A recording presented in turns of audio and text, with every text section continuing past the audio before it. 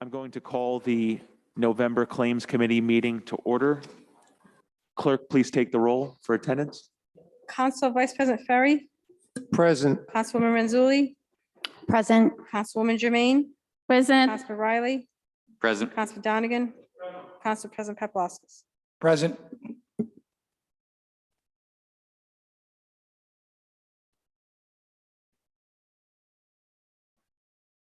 So moved.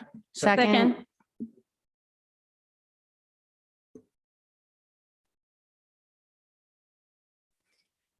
Council Vice President Ferry, Here.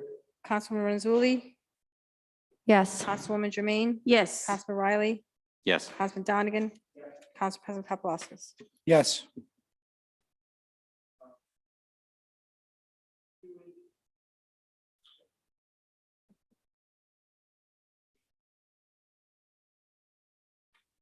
So moved. Second.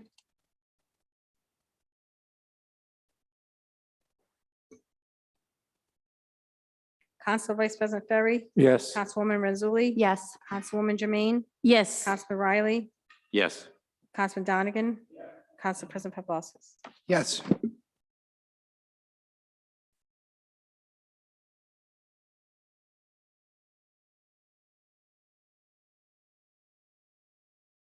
Discussing.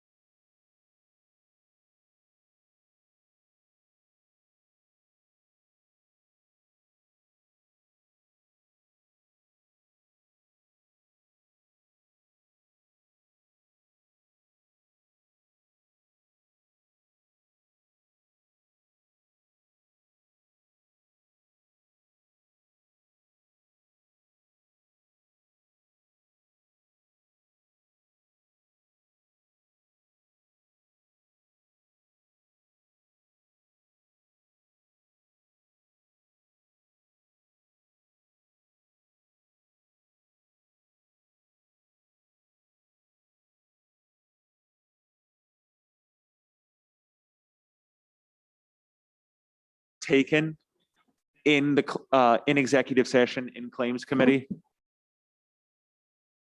I will entertain a motion to seal the minutes. So moved. Second. Any discussion? Seeing none, clerk, please take the roll. Council Vice President Ferry, Yes. Councilwoman Renzulli, Yes. Councilwoman Jermaine, Yes. Councilman Riley, Yes. Councilman Donegan, Council President Paplaskas. Yes.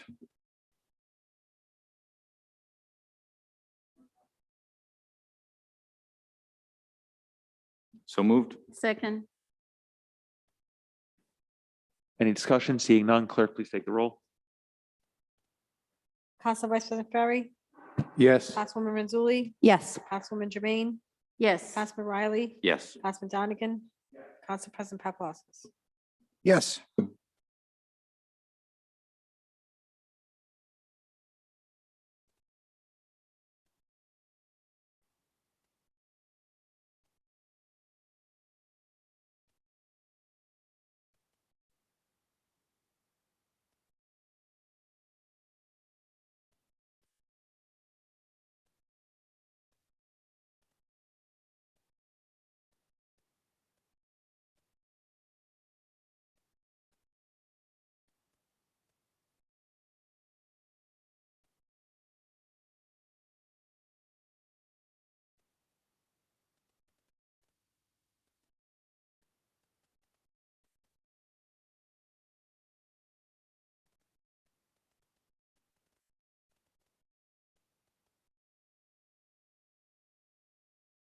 Good evening, everyone.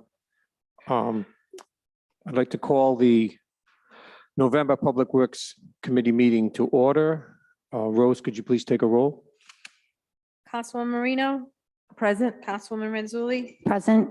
Councilwoman Vargas, Councilman Campiano, Present. Councilman Riley, Present. Council Vice President Ferry, Present. Council President Paplaskas. Present. Okay, I'd like to have a motion to approve of and dispense with the minutes of the previous meeting. So moved. Second. Rose, please take a roll. Councilwoman Marino, Yes. Councilwoman Renzulli, Yes. Councilman Campiano, Yes. Councilman Riley, Yes. Council Vice President Ferry, Yes. Council President Paplaskas. Okay, at this time, I'd like to ask if there's anyone here from the public that would like to make comment on any of the matters on the agenda this time. We'll do here in person first, and if we have anyone online, we'll go second. Please state your name and address for the record. Robert Wilson, 114 Mayflower Drive.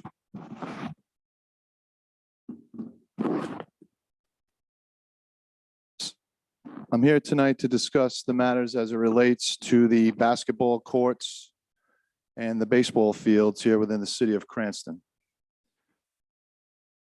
The baseball fields, at least the fields that I've seen at Carberry Field and Beachmont Avenue, have had locks and chains on them for quite a while now.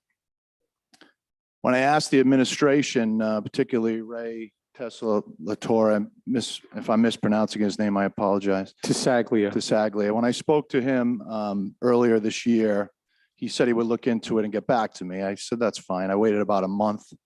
Then I called back, spoke to him again, expressed my concern. It was basically told that the matter is over his head, above his purview, but he would speak to higher ranking members of the administration. Then at a previous council meeting, Mr. Anthony Moretti had stated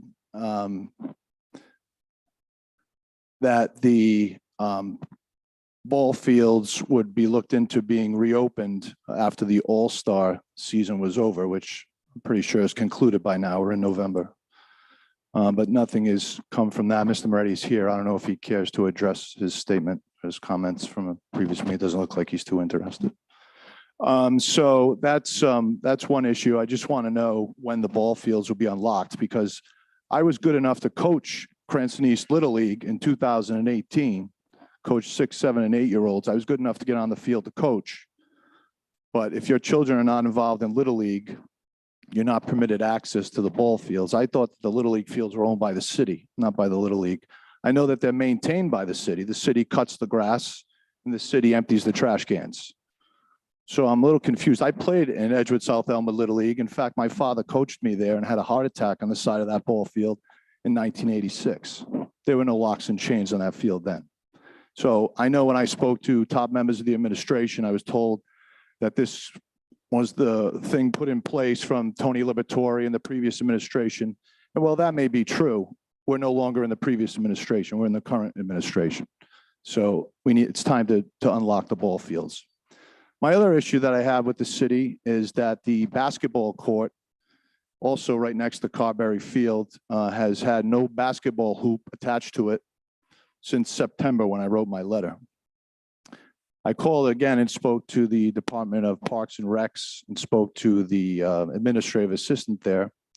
And she assured me that the basketball hoop at Carberry Field would be replaced, but that it was on back order, and they order their hoops, I found out, from Elmwood Sports, which is fine. But if they're your preferred vendor and the hoop's been on back order for 3 months, it might be time to look elsewhere to try and find a basketball hoop. That being said, it was said to me by the administrative assistant in that same phone call that, yes, that hoop will be replaced, but there are other basketball hoops throughout the city that will not be getting replaced. And I said to her, well, why is that? And she put me on hold, and she had to go find out why, I guess. She came back and she said to me, because of litter and other damage around the basketball courts. That's what she said to me.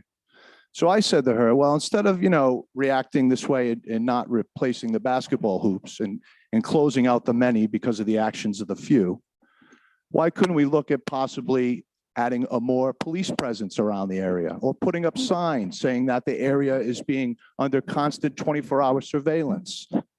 Just simple measures like that could maybe make a difference, or add more trash receptacles. Maybe these things would make a difference, but instead of trying those things, no, we're not going to do that. We're just not going to replace the basketball hoops. So I'm here tonight to ask if we can get basketball hoops replaced, particularly the one at Carberry Field. If you're not going to replace it, so I can take my young children to play basketball, then go to a different vendor where it's in stock. Or actually, even better, if you want to give me the make and model number, I have no problem doing some cross-referencing myself to try and find the hoop. And I can check back with you. And I'll shop around for the best price too while I'm at it. So I just want to hear from this administration where we stand as far as unlocking baseball fields and replacing basketball courts, if anything's going to happen with that. That's what I'm here for. Thank you. Thank you. Is there anyone else here from the public to speak on any of the matters on the Public Works agenda? I see no public comment online. If the chair could remind the public that they need to raise their hand. Is anyone online that wants to speak would please raise their hand? See no public comment. Okay, I'd like to close public comment at this time. And just for informational purposes, that basketball courts and baseball fields will be the second thing discussed under new matters before the committee. Next, we have a request from National Grid for pole location at South Clarendon Street. May I have a motion to approve? So moved. Second. Any discussion? Rose, please take a roll. Councilwoman Marino, Yes. Councilwoman Renzulli, Yes. Councilman Campiano, Yes. Councilman Riley, Yes. Council Vice President Ferry, Yes. Council President Paplaskas. Yes. Okay. Next, we have new matters before the committee. First on the docket is yours truly, Robert Ferry, has comments on basketball courts and baseball fields, which pretty much relates directly to what Mr. Wilson was speaking about. 2 months ago, I did ask Director Tassaglia at the time about Little League fields being locked. And he told me that he was going to provide us a list of which ones were locked so we could at least know and advise the public when we were questioned on which fields are locked. And also everyone was copied on the basketball court and baseball fields letter from Mr. Wilson. So at this time, would anyone from the administration or any of the council people have any comments on this matter?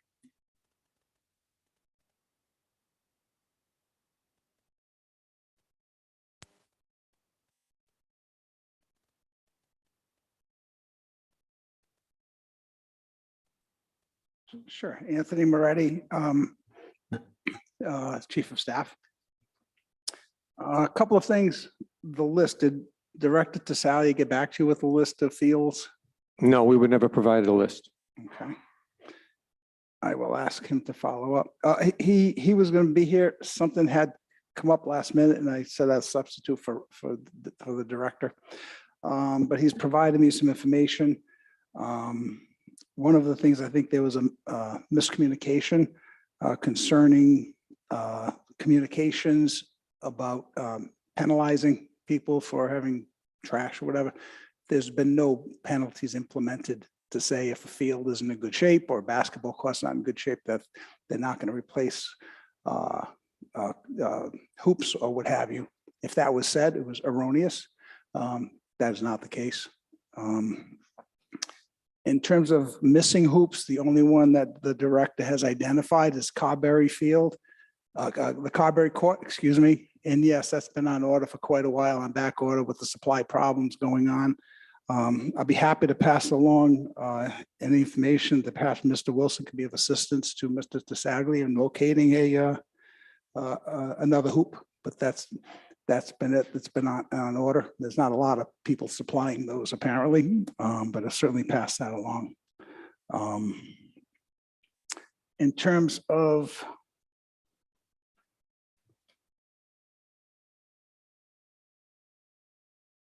yeah, and those hoops. In fact, I remember questioning this because Councilwoman Vargas was asking about that several weeks ago.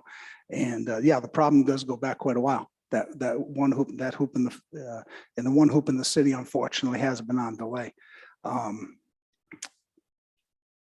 And maybe years ago, the director mentioned to me that there may have been a policy about penalizing people for not keeping things up, but certainly has not since Director Tassaglia has been there. We can't speak prior to that.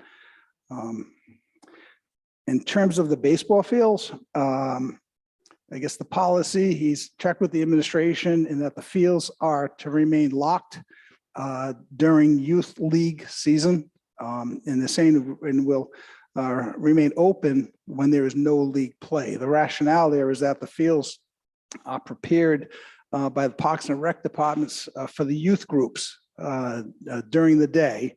And so they're locked so that they can remain in that good condition and prepared condition for the scheduled activity after business hours, so they can just pick up the field and the fields are in good shape without debris, without problems, the fields being fresh, with not having dog feces and that alike when the youth groups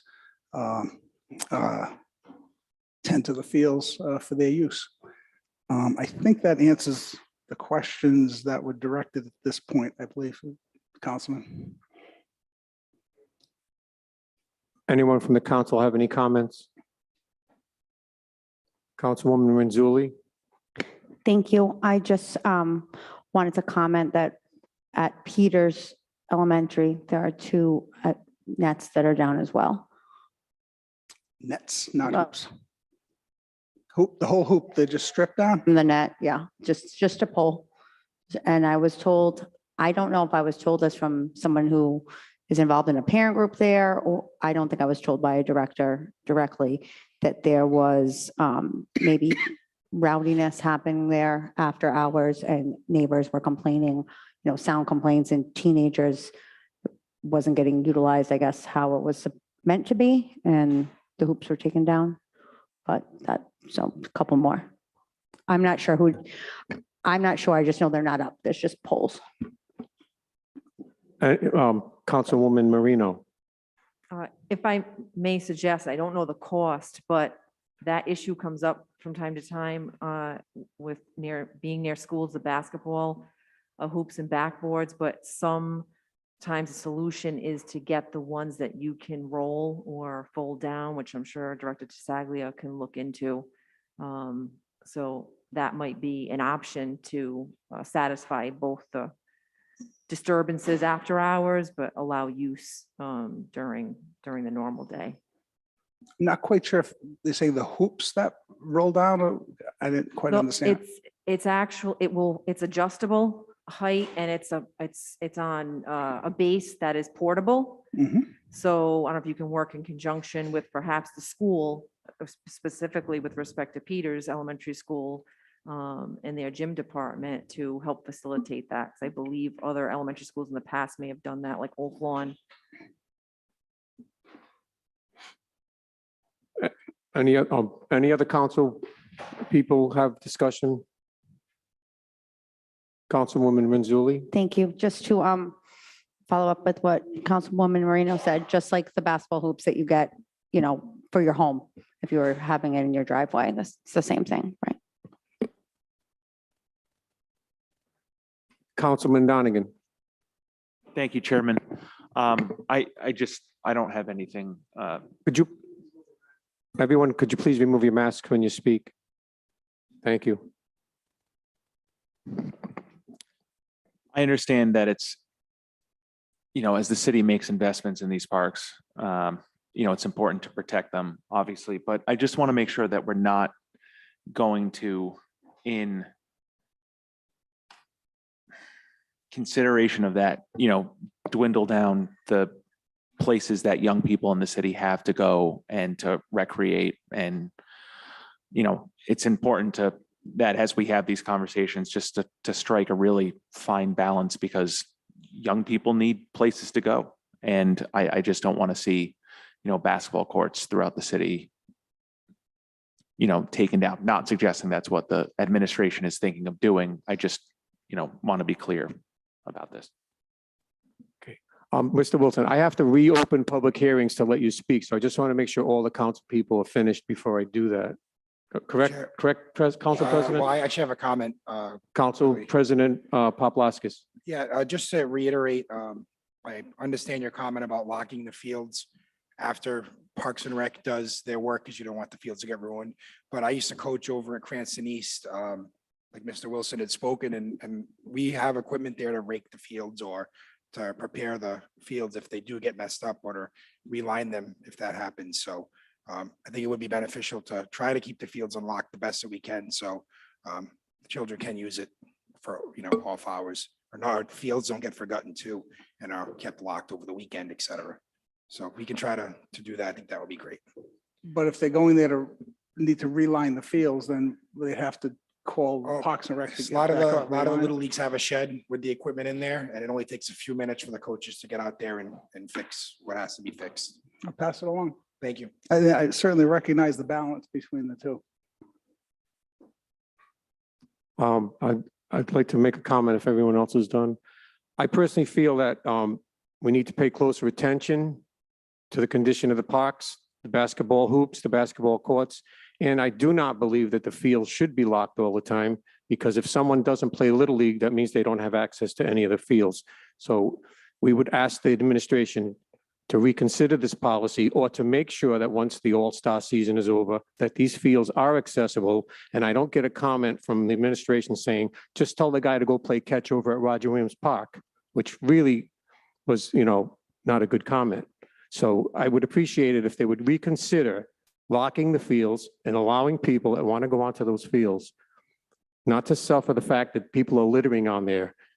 I don't think the entire city should be penalized for a few people that litter, or a few dogs that are allowed onto the parks. Now, I'd like to reopen public hearings and allow Mr. Wilson to speak again. You have 2 minutes. Thank you. I just wanted to clarify with Mr. Moretti. Mr. Moretti, Yes, sir. can you look at me, sir? You haven't looked at me once. Yes, but I'm making a note to follow up on Councilman. One moment, please. Thank you. How you doing? I have a cough. I just want to mention, tested negative for COVID. Oh, I all right. apologize about Well, I that. hope you feel better. Thank you. I feel fine. Thank you. All right. So I just want to get clarification then. So based upon what you said, when the season is over, the fields will be unlocked. The season is over. So are you going to unlock the fields then? I will confirm that with the Director Tassaglia, and that's what this policy is, and absolutely yes. Thank you. Any other public comment? I'd like to reclose public comment on Director Moretti. Yeah, Councilman, someone apparently, I'm not sure who, but if you can identify the person about making the comment about the concerns about the parks, to say they should go into Providence and play at Roger Williams Park. Can you, whether it be I prefer here not to. or person, or maybe call me tomorrow. I'd like to have a conversation with that person, not to speak to council people Certainly. or the public that way. So if you wanted to, you don't have to Certainly. be here. I want to be helpful is what I'm trying to say. Thank you very much. Councilwoman Jermaine. Thank you, Chairman. What I'm saying is not really related to the hoops field, but it's about parks and playground in schools. And recently we have some complaint about the state of some playground in the school. For example, I saw someone post something on Facebook about the condition of some school playground. So as you are here, I would like you to address this with the director about that. So we need something to done about that. Sure. Do you have any particular playgrounds that I can call attention to and have them check it I out? did talk to, I talked to Mr. Macaulay. He said he will take care of that. So I have to, I believe him, he take care of that, but we have one in the temple. So the children need safe and clean Okay. playgrounds. Make a point of checking that one out in particular. Thank you. Okay. Councilwoman Manzulli. I'll be quick. Just in regards to the ball fields, it's a good idea if we just maybe keep one open in each ward, and the rest of them are closed so that the lines are fine. As long as there's access, not every one needs to be open. That's just an idea. So people know where it is that they can go if they're not in Little League and have access all the time. Thank you. Thank you. Okay, if there's no further discussion, I'd like to move on to the next item on new matters before the committee. Councilwoman Marino, you have 3 items on the agenda. The floor is yours. Thank you to the chair. With respect rat abatement update. Would you mind please removing your mask? Sorry, yes. Sorry. With respect to the first issue of the rat abatement update, I've been getting calls from some constituents with respect to it. And I would like to have an update from the administration as to what the timetable is for the abatement. I've heard varying, number of weeks, from 4 weeks we're at now, or 6 weeks. So if you can clarify that, that would help out a lot. And then the other issues with respect to the rat abatement deal with the third-party contractor that was hired. If the third-party contractor services are complete, or if we're still using the third-party contractor services. And then I just have some follow-up from there. Thank you.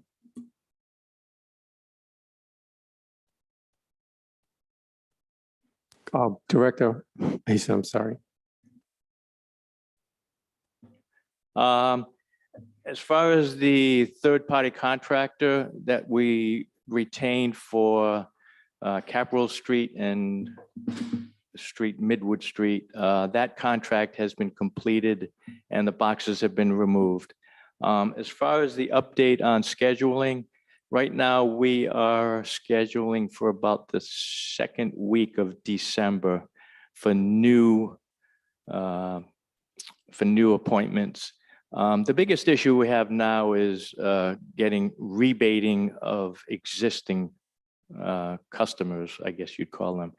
And the administration has authorized my department to expend some overtime hours to be able to fully get these existing baited properties rebated and checked. So if a constituent told me that they were given a date for like the first week of January for a rebate, does that sound right to you or no? It probably was maybe a few weeks ago, but again, we've been authorized to expend some overtime hours to be able to rebate. So I'm hoping to get those caught up. Rebating a property is a lot less time consuming than a new property where we have to meet with the owner, get signatures and the like, so.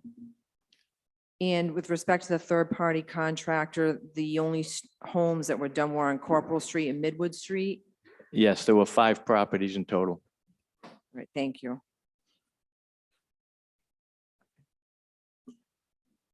The Any next- discussion on that item? Councilwoman Jermaine. Thank you, Chairman. Evening, talk about, to give us up about the rats. I have to mention, I experienced a really difficult time lately asking about what next. And I was insulted, disrespected. I have to mention that, but I will always continue to ask questions. So if you said by second week of December, a resident can call, have someone come to bid for them. Is that right? That's correct. Okay, If someone calls our office right now, what we do is we send out the indemnification letter to the party, to the homeowner. That homeowner has to sign the indemnification form, return it to us, and then we will call them back to schedule an appointment. okay, so I had some prior emails that said they called, they said about like January. So they have to wait until January. So I want to make sure I can pass on this information to those residents that were asking for rebate in their property. So as second week of December, people can make an appointment. The second week of December that Yes. we are taking appointments right now. Yes. Oh, thank you so much. Any other discussion on that matter?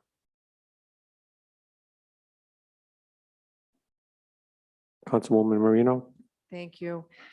The other item this evening deals with the status of the ownership issue of the bike path. There were some discussions with the administration as to whether or not the state had ownership of the bike path that runs through Cranston, or if it was city-owned. Since that time, Director Mason provided an agreement and then an addendum or supplemental agreement that the city has with the state from quite some time back, stating that the ownership is in fact with the state and that the city is only responsible for $5,000 worth of maintenance a year. Is that correct, Director Mason? That's correct. That original agreement was dated 1998 and it's still in force today. And so just to be clear, there's no other agreement that alters the ownership, correct? Correct. Any discussion? No discussion? Councilwoman Marino? And finally, the status of maintenance, winterization of the Budlong Pool, including facilities and the pump house. Previously, at the full council meeting, this issue had came up, and I had mentioned that perhaps I'd send an email with respect to concerns, and I thought better of it. Really, what I'm getting calls on are people wanting just to know that the administration is committed to reopening the pool in the spring, and they just want assurances and concerns that is a priority for the administration. So rather than, go into the minutia of how it's being kept up, that assurance would be helpful.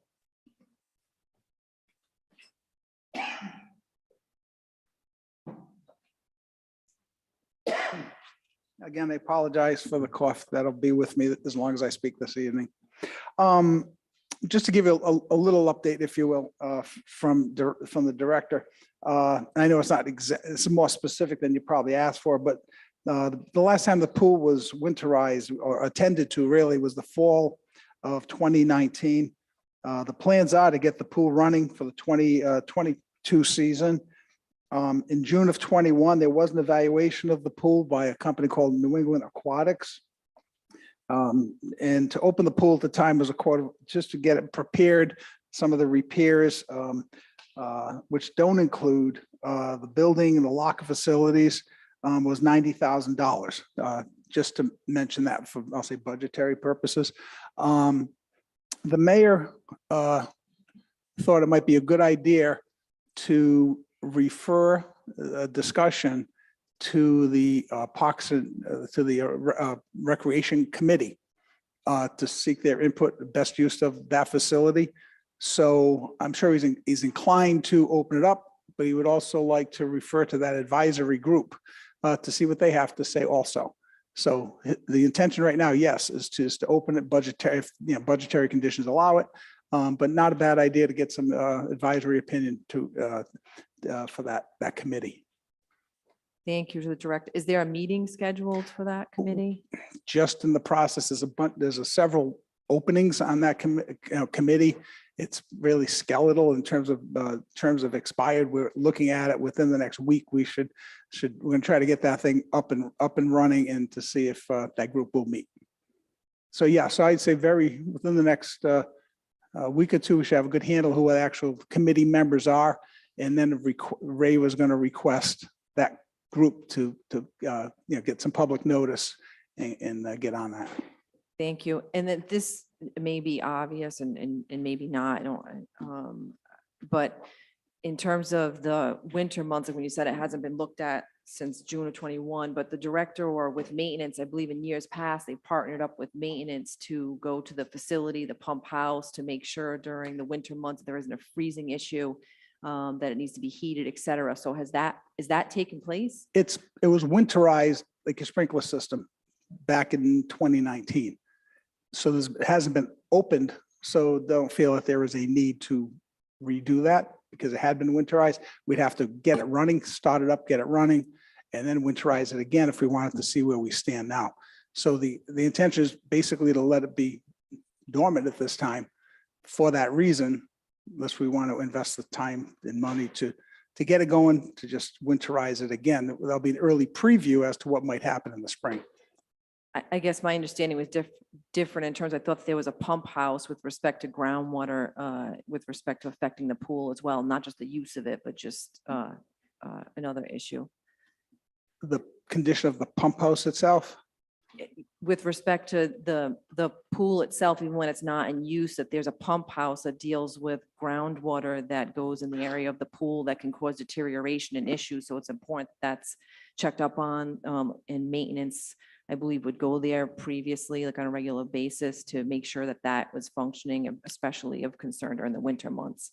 I have to be honest, I'm not particularly familiar with that. I will certainly bring it to the attention of Ray and whatever they've been doing to make sure it's continued. The one thing I'm concerned about is just to make sure that as water accumulates in that pool, that water is pumped out just in case someone, trespasses onto the property, to make sure the pool is clear of water. But in terms of the pump house, I'll certainly make sure that to remind it to him and to get a status from him. Thank you. Sorry, I don't have that answer handy. No, that's okay. Thank you. Any council discussion? Councilwoman Jermaine? Thank you, Chairman. Thank you, Council Marino, for putting to get this communication, because I was about to do it as well, because Bodlong Pool is in Ward 2. And this is a great asset for the community, and people have been using it. I've been using it. It's great when summertime, people have a place to go, not only to refresh, relax, but to have fun as well. So it's a great asset for this ward. I saw a decrease. Maybe you can help us, help me to understand what has happened, because we know in 2020, because of COVID, it was closed. Everybody understand that, we agree why it was closed. But when I saw the budget, for example, for 2016, the budget for the pool was $15,184. In 2017, it was $18,475. 2018, the budget for the pool was $25,300. And in 2019, there is a great fall, decrease. The budget was for $7,032. So, and it continued to decrease, but in 21, the budget is $9,000. So as you speak about budgetary issue, so I would like if the administration can provide some updates, what's happened when there was this budget, why there was the decrease, and why now we have the issue with the budget. So I would like to have this information because this pool is a real great asset for the people in Ward 2. And we would like to see it open next year for the children. Yeah, I know the cost is much higher than that, probably labor.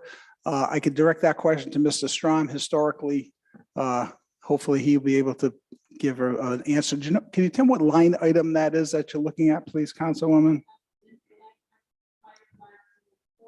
Okay.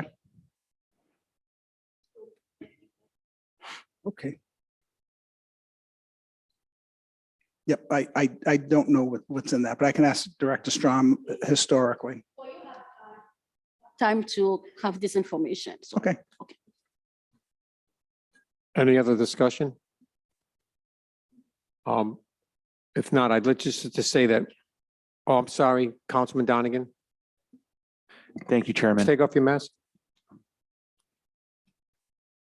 Thank you, Chairman. I would share many of the comments that I think it's important to do everything we can to get the pool reopened. I, personally benefited from that pool being there growing up in Cranston. It's where I learned how to swim. And I'd like to someday be able to extend that to hopefully my future family and everyone else's. I'll be honest, I was unaware of the advisory committee on Parks and Rec, and based on just quickly looking, it looks like it's in section 1106 of the charter, which obviously means the city council would not be able to make any sort of changes in the immediate future. And for being honest with ourselves, the reality of a charter amendment being put on the ballot for that when there's already a limited space is likely not, it's probably a tall task. Based on my understanding of it or the reading of it, it's one member of the city council, one member of the school committee, one member of the city plan commission appointed every 2 years by a majority vote of the respective bodies. And then it's 6 members of the public. They have to be electors of Cranston appointed by the mayor in staggered 3-year terms. Are there any specific plans that the mayor or the administration is considering where they think they need, kind of a roundtable discussion with this group to discuss? Not in particular. Contrary to a lot of belief, the mayor actually does love soliciting input. I think he just sees it as another vehicle to utilize that committee. As you know, he's an education guy and is a recreation guy. And so he does truly value, so he wants to utilize that body, not hiding by anything, but I'm sure his intentions to go forward. But I think he even might have bigger plans for the city, not just the pool. But and I think he sees, I think he has some initiatives going on in his head and would like to really revitalize that and any thoughts that he might have. So I don't think anything's contrary to what the thought process might be here. Was it 90,000? 90,000 was the quote to get it up to being able to run next? It was the director indicate. I have the quote here. If you're welcome to see it. I can share it with you at another time. But that's just to prepare it. Let me 1 second, please. I don't want to misspeak. To open the pool in 2021, it would have been $90,000, which does not include any work to the building/locker facilities. So it would be.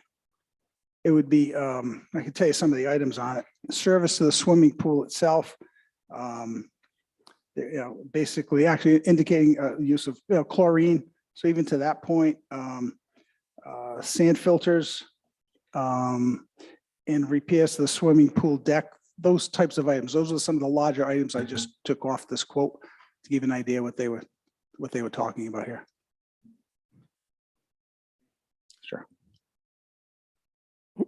Please be mindful of the time, and anyone in the audience, I would just like to remind them, we are still in the Public Works meeting. We're running a little late. We have one more item to cover after this item. Councilwoman Jermaine. Thank you, Chairman. I have one more question. How we can explain my question? For 1 year, the pool hasn't been used, and the repair will cost to make it functioning $90,000. What has happened? Just, you don't give me the answer right now. Just investigate to see what should be done to prevent that, because if you have a house, even though you're not living in the house, but you keep the house, there's things to do to keep it to maintenance. So why? Because 2019 it was used, right? So if it was used 2019 for 1 year and then to end up $90,000 to make it functioning. So I would like to have an answer for that, please. Not now, but you have I time. could to- briefly, if you, 10 seconds, I could probably tell you 80% of that quote. I just want to save it. If you don't mind, just real fast. $22,000 service the swimming pool itself. It's a concrete swimming pool, so there's erosion deterioration. And it include costs of different chlorine pellets, liquids, various chemicals. That's about $16,000. Sand filters, they believe to probably need replacement. Just the old condition of the filters, not that they necessarily deteriorated over the last couple of years. And that's a $35,000 bill. Indicating some hardware ladders, mounts, things like that, $3,500. In service of swimming pool deck, same thing. It's a concrete decking. So whatever would need repair, 10,000. That, so I see deterioration, probably service to the pool itself, 22,000, and the decking about $10,000 to say over time, probably the concrete erodes or cracks. That's primarily that maintenance, which is hard to prevent. Councilman Donegan. Thank you. Quick math, I'd just like to add that's 90,000 is less than 1/10% of the overall city budget. And I think it's 1/10% of the city budget. That's probably well spent.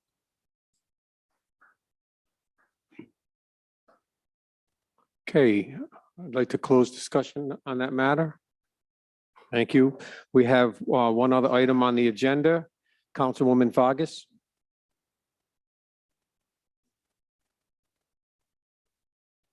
Yes, good evening, Director Moretti. Not to kind of go back to the previous subject matter that was just discussed, but obviously we have the American Rescue Plan funds that are coming, and that's possibly a question to also add during our workshop sessions or our survey at some point as well. My council communication item was the friendly park. So I did receive an email early this morning from Director Tisaglia. I didn't see an actual rough estimate, but I did see that the park age that is being aimed as far as being used is for children between the ages of 2 and 5.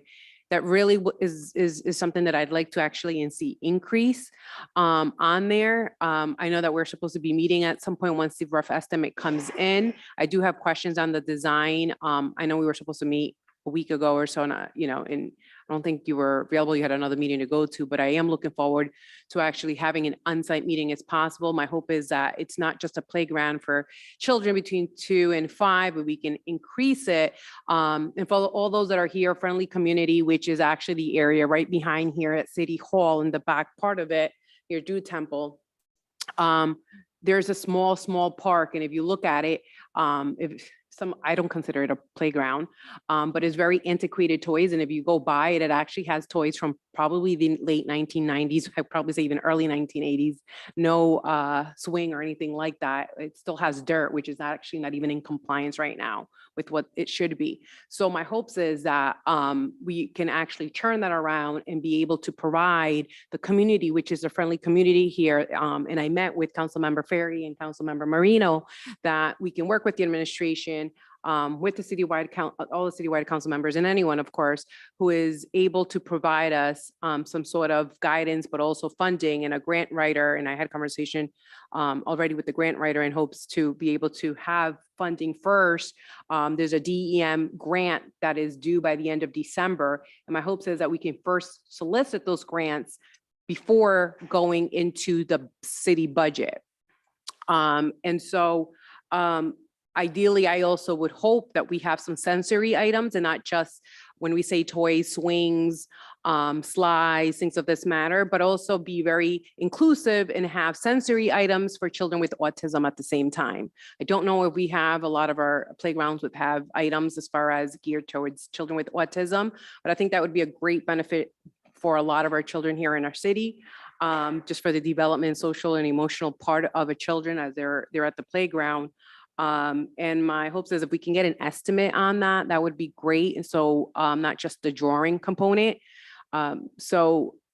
It's really not much of an update coming from the administration, more so of what I like to, or I envision in that area. But also if we can actually solidify a date that we can meet on site and be able to work on this, would be great. Also, the information, if we can get that sooner rather than later, I think Lisa and Josia, grant writer, would benefit from that information that we can then submit it through the Rhode Island DEM grants. So gonna put pressure on your end if you're available at some point next week, and I hope that we can actually meet on site. I'm not going anywhere. I'll make myself available. Agree. Ray was going to have one of those playground professionals scope out the playground. I'm not sure about what you just mentioned about the sensory items, which we'll discuss as we bring it up. But no, there's a complete agreement to try to make it a nice facility as everybody sees fit. Agree. As we normally do, Councilwoman. Any other discussion on that matter? No other discussion on that matter? I would like to have a motion to adjourn. So So moved. moved. Second. All those in favor? Aye. Opposed? We are adjourned. Ordinance Committee is next. Did you want to take a break? I think given the length of the docket, we should get right into it. Does anyone need a break?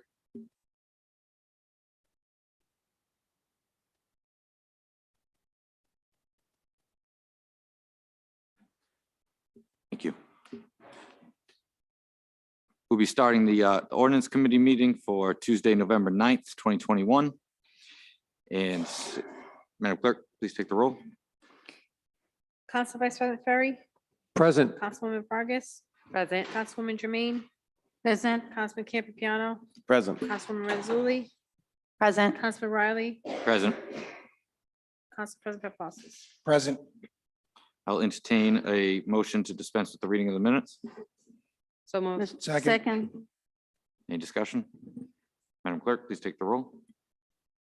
Council Vice President Ferry, Yes. Councilwoman Vargas, Yes. Councilwoman Jermaine, Yes. Councilman Campiano, Yes. Councilwoman Renzulli, Yes. Councilman Riley, Yes. Council President Paplaskas. Yes. I'd also like to entertain a motion to take the docket out of order. So moved. Second. Any discussion? Madam Clerk, please take the roll. Council Vice President Ferry. Yes. Councilwoman Vargas. Yes. Councilwoman Jermaine, Yes. Councilman Campiano. Yes. Councilwoman Renzulli, Yes. Councilman Riley, Yes. Council President Paplaskas. Yes. Thank you, Madam Clerk. Given the numerous things on the docket tonight, we're going to be taking ordinance 8-21-01 first tonight. And just to give the committee and the public a heads up, I am going to have to step away and turn away the gavel to Councilwoman Renzulli at some point. I have a prior obligation to coach basketball tonight. So thank you. And we'll hear 8-21-01.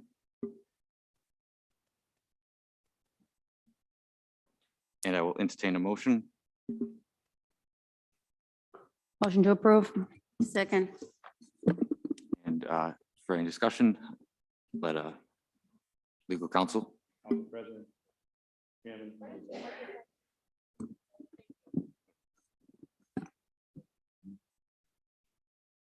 Mr. Chairman, there are two ordinances that are on. I was going to make a presentation with regard to both of them at the same time. If that's okay with you. Yes, thank you. And John DeBona, attorney with an office at 78 Kenwood Street here in Cranston, representing the applicant Domain Realty LLC. Its principal, Frank DeZoglio. Mr. DeZoglio, under Domain Realty, is the owner of 840 Oaklawn Avenue and 846 Oaklawn Avenue. The proposals that are before you, ordinance number 8-21-01 is a proposed amendment to the comprehensive plan, future land use map, to go from single to two-family residence with less than 10.89 units per acre to highway commercial services for both properties.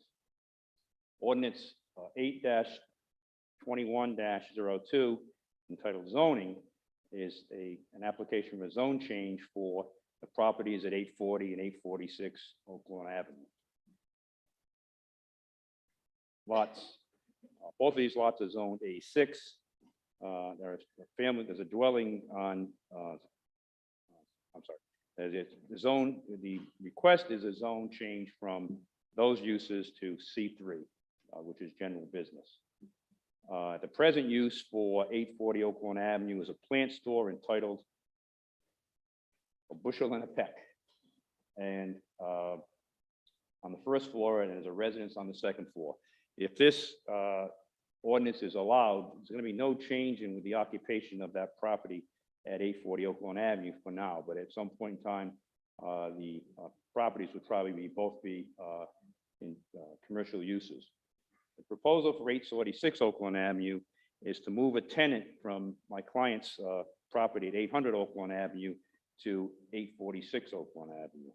And the business that would be moved there was a business called Hairlines, which is operating right now at 800 Oaklawn Avenue.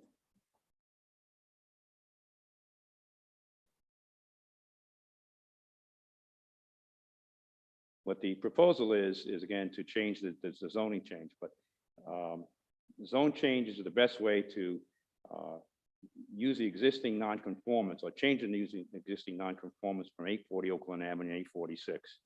The property is the only, it's the comprehensive plan provides for those uses to be made. However, the application is to, again, make those zone changes to comply with the comprehensive plan and with the ordinance. The applicant has expressed two main objectives that he seeks for this. First, to confirm the, the existing non-conforming commercial use would be brought into legal conforming status, and the zone change would also provide for a comprehensive plan amendment. Again, the comprehensive plan amendment calls for it to be that. This is the only property on that side of Oaklawn Avenue that is not zoned for C3. Everything else is zoned C3. The properties on the western side of Oaklawn Avenue are also all zoned C3. And what the Planning Commission made a recommendation to this ordinance committee, it indicated that the proposed ordinances would bring greater uniformity to the zoning map and future land use map by amending the remaining residential properties to become consistent with the other surrounding commercial properties on Oaklawn Avenue. They said, for these reasons, ordinance 8-21-01 and 8-21-02 are consistent with the comprehensive plan.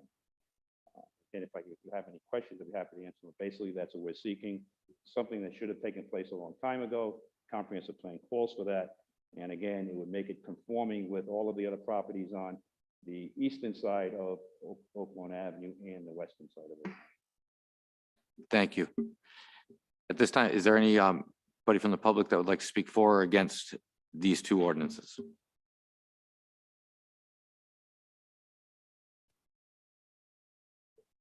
The chair can remind the public, I think, to raise their hand on Zoom. And if anybody is on Zoom, they would like to be heard for or against this ordinance, please raise your hand. See no public comment. Okay, seeing none, I'll close the public comment. And is there any discussion in council? Councilwoman Marino? Thank you. While I'm not a member of the ordinance committee, I just wanted to take this opportunity to avoid this coming up at the full city council meeting, and we've presented this before. All ordinances need to be sponsored according to our charter by the mayor or a member of the council. And this ordinance, both these ordinances are not sponsored by any identifiable person. So if you want to clarify that. Yep. Yes, I will clarify that. I'm actually the sponsor. It is on the current docket. If you click on it, the ordinance that's on there does have me as a sponsor. That may have been an old one. Sure. Chairman, Thank you. though. Yep. If I may, with regard to that, because I know that came up the last time, and Mr. Murray and Bob Murray and I were talking about that. For a long time, there have not been sponsors for that, because it would require, if someone off the street could not get someone to sponsor would mean they would not be able to have an ordinance presented to the committee. So my experience over many years of doing this, when I had private people that were seeking an zone change, was not a sponsor, and you would see at the bottom that it wasn't. I discussed it with the clerk at the same time. Again, I know what the ordinance says, but it is, again, to do that might preclude somebody from presenting an ordinance to the committee. That's I'm it. glad you're sponsoring, but what I'm saying is that it hasn't been necessary in the past. And to be clear, it's our charter actually, not our ordinance, so we can't amend it. We've all said it's like our Bible. So, and the point of raising the issue is so that it doesn't become an issue later on, thanks. Thank you. Anybody else from the committee? Councilman Ferry? Yes, I am a neighbor of this area. I walk past this property on a daily basis. I see that they have done an enormous amount of work to get this process taken care of, and it is the only house left in that entire area. All the property to the north, all the property to the south are all commercial. I would urge that we pass this tonight. Thank you, Councilman Ferry. Anyone else from the committee? I would just like to echo Councilman Ferry, what he said. The Garden Hills Plaza, the owners have done a great job revitalizing that, building it up over the years. It's a gem on Oaklawn Avenue, sitting next to these two residential houses that are just out of place. And I'm really happy to see that they're going to put their work to use and do the good that they've done down the street at this place. And I would also urge passage of this tonight. Thank you. Point of order. Mr. Chair, you just might have to take each one individually when we vote. Thank you. Thank you. Now, as there's a motion on the floor for 82101, is there any further discussion for that? Seeing none, Madam Clerk, please take the roll. Council Vice President Ferry, Yes, Councilwoman Vargas, Yes. Councilwoman Jermaine, Yes. Councilman Campiano, Yes. Councilwoman Renzulli, Yes, Councilman Riley, Yes. Council President Paplaskas. Yes. Moving on to the next discussed ordinance was 82102 that Attorney DeBona briefed us on, and I will entertain a motion. motion to approve. Second. Is there anyone from the public that would wish to be heard for or against this ordinance? See no public comment? Thank you. Seeing none, is there any committee members that would like to be heard on this second ordinance? Seeing none, Madam Clerk, please take the roll. Council Vice President Ferry, Yes, Councilwoman Vargas. Yes. Councilwoman Jermaine, Yes. Councilman Campiano, Yes. Councilwoman Renzulli, yes, Councilman Riley, Yes, Council President Paplaskas. Yes. thank you. Thank you. Just as a point of, for ordinance 62103, where I am a sponsor on that, the dog ordinance, I'm going to move that we continue that 1 month, given how much is on the docket. Motion to continue. Second. Any discussion? Seeing none, Madam Clerk, please take the roll. Council Vice President Ferry, yes, Councilwoman Vargas. Yes. Councilwoman Jermaine, Yes. Councilman Campiano, Yes. Councilwoman Renzulli, yes, Councilman Riley, Yes, Council President Paplaskas. Yes. and I believe there was another continuance being sought. Councilwoman Vargas, which, Thank you, Chairman. Yes. Ordinance under new matter before the committee 102103, ordinance amendment of chapter 3.08 regarding revenue and finance contracts and purchasing. It's sponsored not only by myself, but with Councilmember Marino, Councilmember Donegan, and Council Vice President Ferry. I asked it to be continued for next month. There's a couple of individuals from different organizations in the state as well that would like to actually come in. And unfortunately, where they were not available today, and so they'll be available next month. So I'd like to do that. I'd like for it to be continued for the next ordinance committee in December. great, thank you. I'll entertain a motion. Motion to continue? second, Any discussion? Seeing none, Madam Clerk, please take the roll. Council Vice President Ferry, Yes. Councilwoman Vargas, Yes. Councilwoman Jermaine, Yes. Councilman Campiano. Yes. Councilwoman Renzulli, yes, Councilman Riley, Yes. Council President Paplaskas. Moving on to ordinance 9-21-04, the rooster ordinance. I will entertain a motion. Motion to approve. Second. And is there anyone from the public wishing to be heard for or against this ordinance here tonight? Start with in chambers.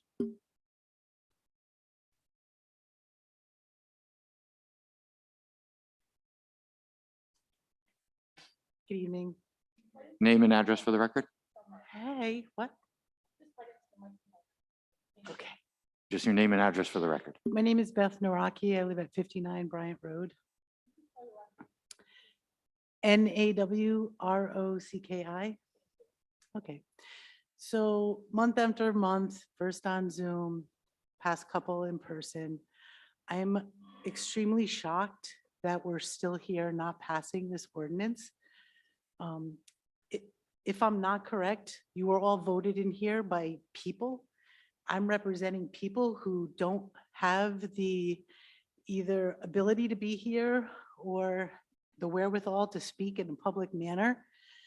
But the fact is, this is affecting our lives. I wish right now, at the same time I'm speaking, you would have to listen to the sound of these roosters when you're trying to have a conversation, any time of the day or night. When you're trying to sleep at night, your dog wakes up because of the sound of the roosters. That dog starts barking, which encourages everyone else in the neighborhood to start barking. I wish you could experience what we have to experience. I don't think you're understanding the enormity of the effect to our lives this is. Everyone keeps a bunch of the council members keep speaking in defense of these roosters. Well, the problem is when this came up for discussion 10 years ago, people did not make the decisions that need to be made. And that's why we're here today. So are we just going to keep postponing and reordinancing and not making decisions so that nobody has to own the fact that you need to not have roosters in a congregate neighborhood like I live? The rooster in my neighborhood, we have 3 in my neighborhood, to be clear. And the neighbor is as far as this gentleman in the corner. The gentleman keeps moving the coop, all different parts of his property. He also lets the rooster run rampant and gets through onto other people's properties. I don't understand what you need to hear from me, but whatever it is, I'm saying it. If it's not verbally, it's in my heart. Please do something. I'm begging you. And the last 2 words I have to say is property taxes. Like, what are we here for? What are we trying to live in a community with a wonderful neighborhood that we're proud of? Please do something. I'm begging you. I'm begging you. I don't have a lot of time to keep coming to these meetings. I'm begging you, please do the right thing for the last time, please. Thank you. Is anyone else in chambers that would like to be heard?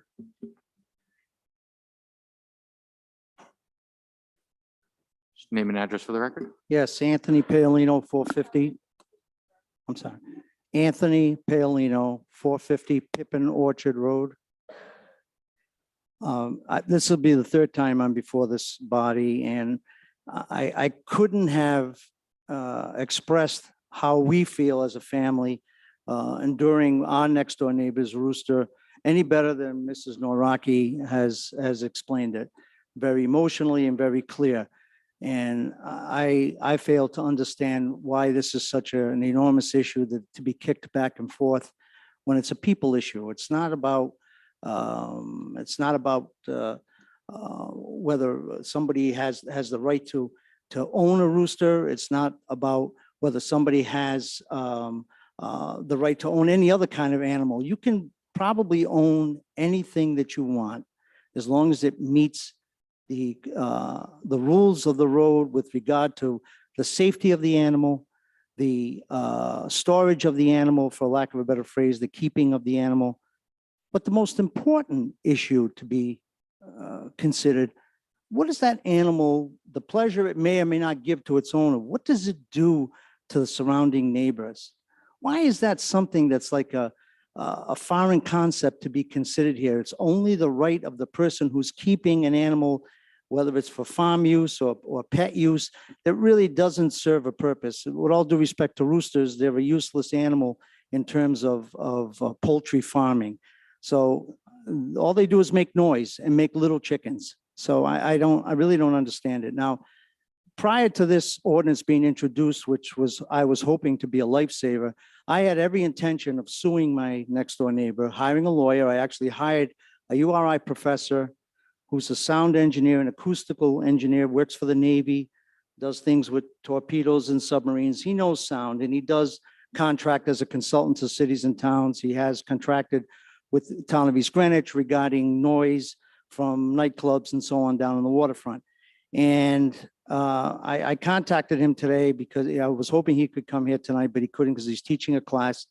And the long and the short of it is he did a fast calculation. I know that Councilwoman Marino brought up the point of a 250-foot radius or distance from a neighboring home.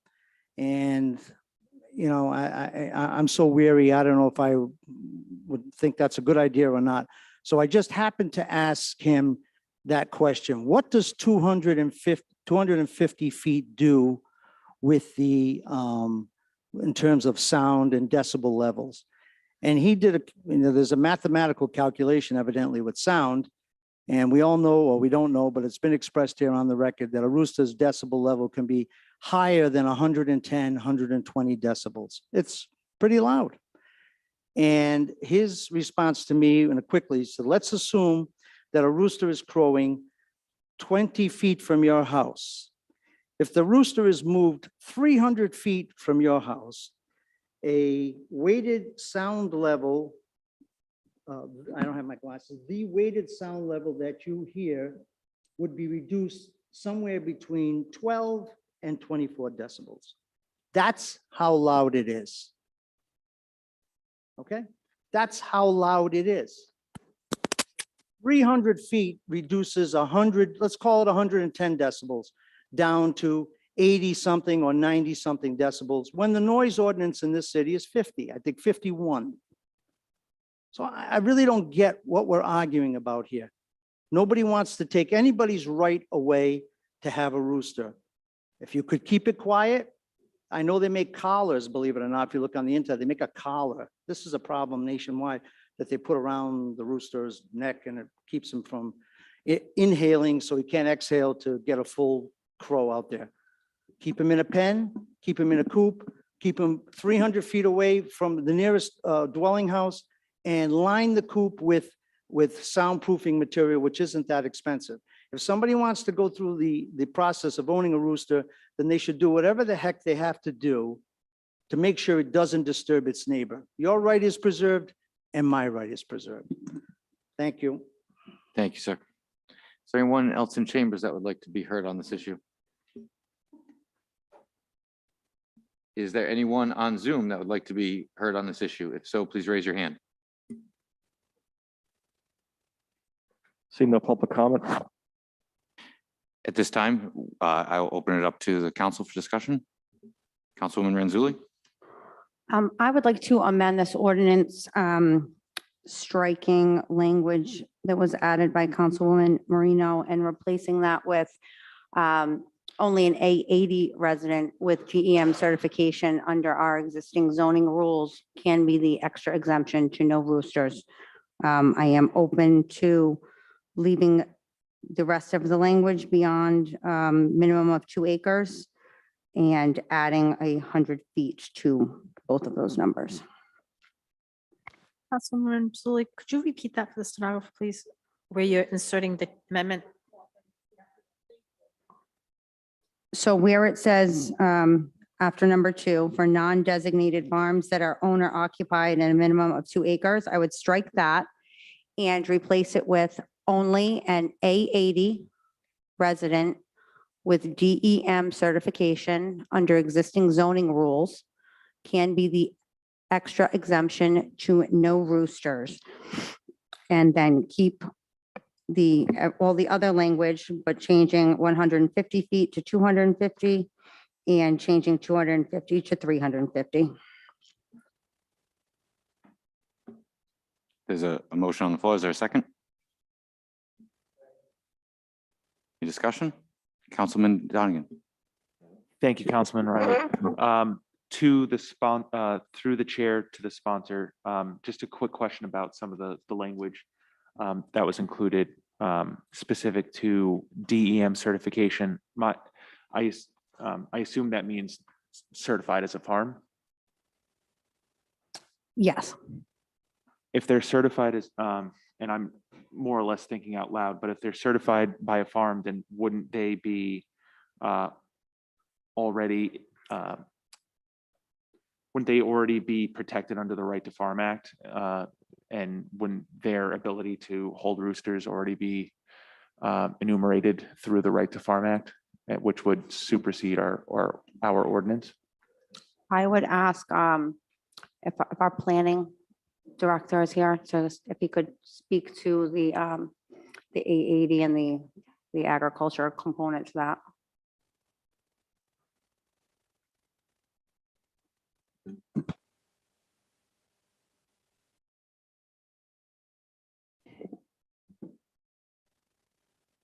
The issue of the A80 and the certification in those zones. So we were talking to, excuse me, Solicitor Rawson earlier about this. Yes, in the A80 zone, you can have a farm that's certified by DEM. Okay, and Councilman Donegan is right. If they are certified by DEM, then that would nullify the nuisance claims for sound, odor, everything else that goes along with farming. Sorry about that. What I was saying is that if they are certified as a farm, that would then nullify any kinds of nuisance claims that anyone would have against a farm. So is that where we're going with this? Is that? I'm not sure if did I might be saying it, I might be representing it wrong. Is there just like an agricultural component to being an A80 that you No. get some kind of certification for? No, A80 is not an agricultural zone. The A does not stand for agricultural. I think there was some confusion about that earlier. The A is a single family, A6, A8, A80. So that has nothing to do with agricultural. Most of our farms are located in A80, but that's not to preclude pre-existing non-conforming farms could be in industrial. They could be in commercial zones as pre-existing non-conforming, but they're generally in the rural residential zone. Okay, so the only DEM certification is through the Right to Farm Act? Is that correct? Or is there another DEM certification under our zoning? Is this working? Under the law, only those farms that are certified by Director of DEM or the Director of Agriculture can certify them that the farms are a commercial activity. So I think that's where you're going with that. I'm not entirely sure. I guess the point I'm making is that if, sorry, I suppose that the point that I'm trying to get across is without being really having any sort of knowledge on the Right to Farm Act, but that if a property person's is certified under the Right to Farm Act, they're protected by the Right to Farm Act. And then therefore we as a city would not be able to place any sort of limitations on it because the state has already implemented legislation on the matter. So if they're certified as a farm, anything after that, in terms of number 2 specific to, and I know no one in the audience can see what I'm referencing, but number 2 on that amendment, everything after that would essentially be void because it would be placing restrictions on a farm, which we can't do. I'm not speaking to the merits of the amendment. I'm just strictly speaking to my understanding of our jurisdictional ability to do so. Would Attorney Badecchia be able to weigh in on this?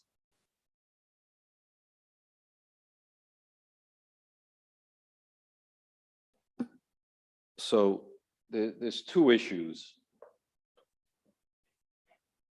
To Director Pizzulo, Jason, because I'm looking at the table and I don't know if I'm reading it wrong, but it does seem to indicate that in an A80 zone, agricultural operations is a permitted use. Am I? Yes, that's correct. That's correct. Okay. But what we're saying is those uses that are recognized by DEM, like we were speaking about this earlier, is that you can't have 3 Charlie Brown Christmas trees and say I'm a tree farm, because DEM would not verify that you're a tree farm. There's a certain, proofing out of what you're doing as your commercial activity. Thanks. I understand what you're saying. So let me give the committee my impression. Solicitor, if I may, we didn't take a recess at the beginning of this meeting. I actually have to step away, Oh, so I'd like to sure. use this time maybe to perhaps take a 10-minute recess, and then we can convene and the vice chair can take over. Fair enough. Thank you. And do we need a roll for that, Council President? Attorney Videcchia, do we need a roll or can the chairman just call a recess? No, I think the chairman can call a recess. We'll have a 10-minute recess. We'll return at 7:30.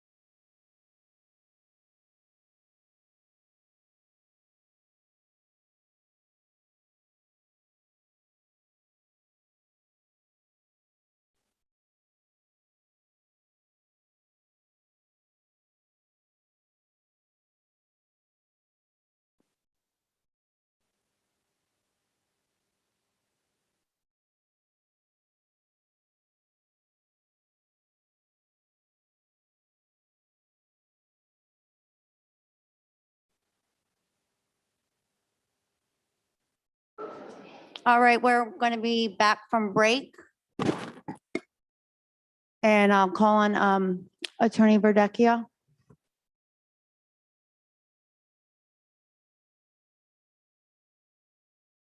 Oh, I'd like to make a suggestion, and then I'll give you my reasons. For what on its face seems to be a fairly simple ordinance, it's anything but. This ordinance raises a lot of legal issues, believe it or not. I'm talking about things such as legal nonconforming use, agricultural operations, how that's defined, agricultural use, how that's defined under our zoning ordinances, the Right to Farm Act, the definitions contained in state law as to what constitutes an agricultural use. There's a lot of work that still needs to be done on this in terms of research. Not to mention, I've spoken with 3 other attorneys who work for the city, all have different input, including me. And to do this now out in the open in patchwork style, I think is a disservice to the committee. I think I need to sit down with the other attorneys, number one. Then I think we need to, relay our input as to what we think can be accomplished, because it's not as straightforward as everybody thinks. We have our own zoning code. We have our own definitions. And I'm not so sure that we can just turn this over to DEM and say, okay, DEM, you decide what constitutes an agricultural operation. I don't think it's that simple. I think it's far more complicated. I think the residents of Cranston are protected and are bound by our code. So for those reasons, I would strongly suggest to this committee, I know it's probably not going to be popular with some of the people here, but you want to get this right. You don't want this challenged in court. And I think in its present form, I think it would fail. And I think it would be challenged. So it needs a lot of work, more work. So I would suggest just continuing this to the next meeting and give us the opportunity to work on this some more and give this committee some really on point legal advice as to how this should be worded. Okay. Council President. Thank you, Chair.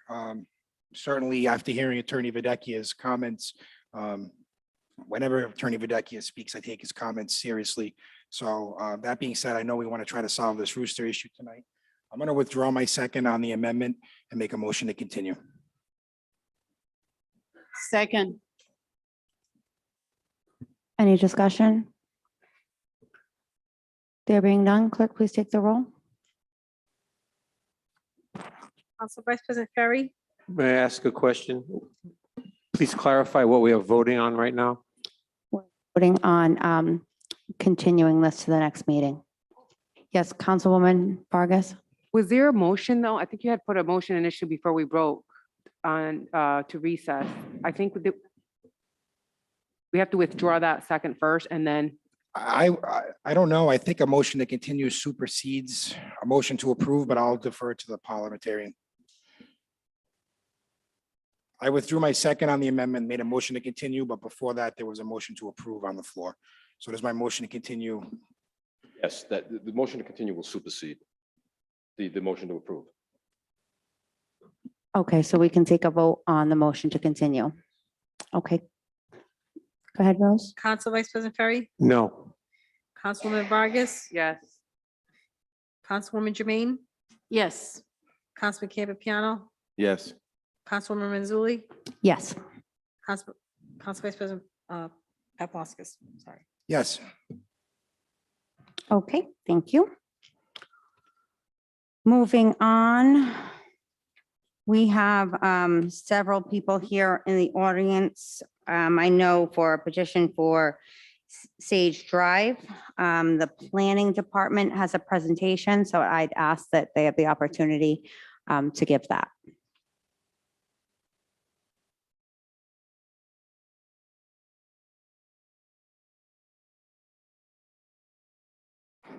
Councilwoman, we don't have a presentation per se. Usually we would let the public speak and then we can answer any questions that the council has at the end.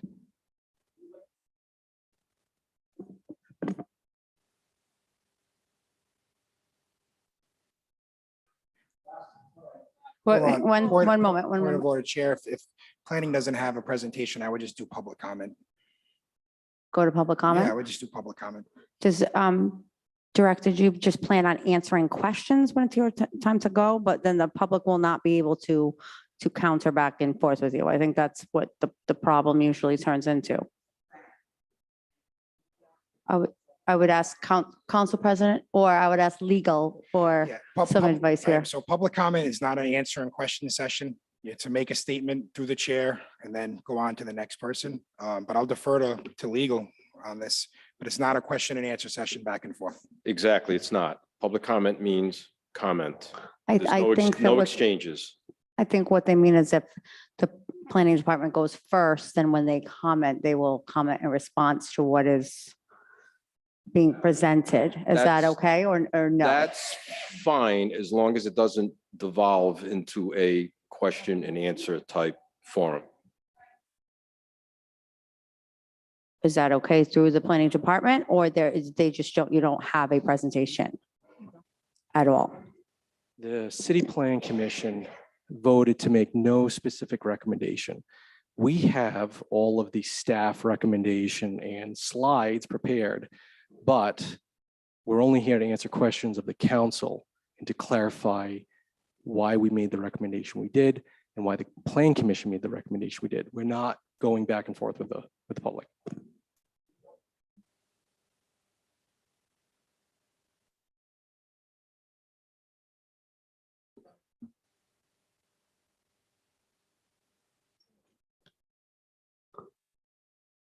I will go to public comments, and then the council will be able to direct the questions towards the planning department. And we will listen to the public comment, and we can develop our questions based off of that if we need to. So if there's members from the public here in person to speak, you'll have 3 minutes.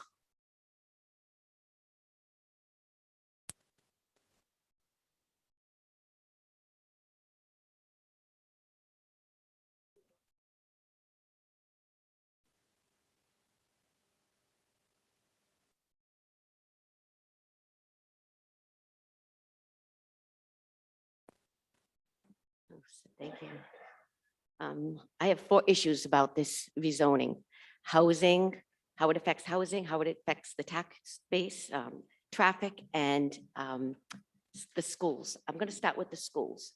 The planning department doesn't take into account what the impact is to the schools when they make these kinds of recommendations. That's what we were told. But Orchard Farms was built with a capacity of 360 children. Compared to other Cranston elementary schools like Stonehill, Stadium, Gladstone, Reservoir, Arlington, they're all under 280. Orchard Farms, when we testified last week, was at 455. This week, it's at 466. The functional capacity of Orchard Farms is determined by various methodologies that determine how many students can best be served effectively by that school.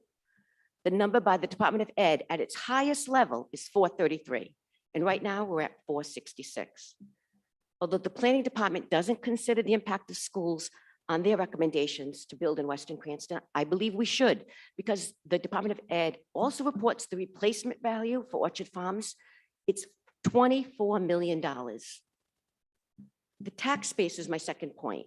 We can prove that every family that has moved into Caraway, Sage, and Time Drive in Western Cranston has been a family with an average of 2 children. We enjoy these families. We find them, it's a lot of excitement, a lot of young kids, but these children need to be educated. And the taxes paid by these families don't offset the cost of $35,000 for their education. We want that $90,000 to rebuild, reopen that beautiful pool. I get you $90,000. If you put these 4 houses in, each family costs us $25,000. Those 4 houses will cost us $100,000. So when you're looking at the budget and you're looking for 90,000, why would we approve 4 new houses? The impact on traffic. In the recommendation to rezone, the letter says the development of this land would not overly burden the city's infrastructure, including traffic. But we believe any rezoning to build more houses here will. The Rhode Island traffic flow analysis map of 2016 outlines the average daily traffic in a 24-hour period. On Situate Avenue, outside the entrance to Alpine Estates, the number is 73,000 vehicles traveling this route each day. This is the highest number of vehicles passing in a 24-hour period in any spot in Cranston, other than entrances to highways. So with all this recent Western Cranston development, I don't even know when the last traffic study was done. Last issue is housing.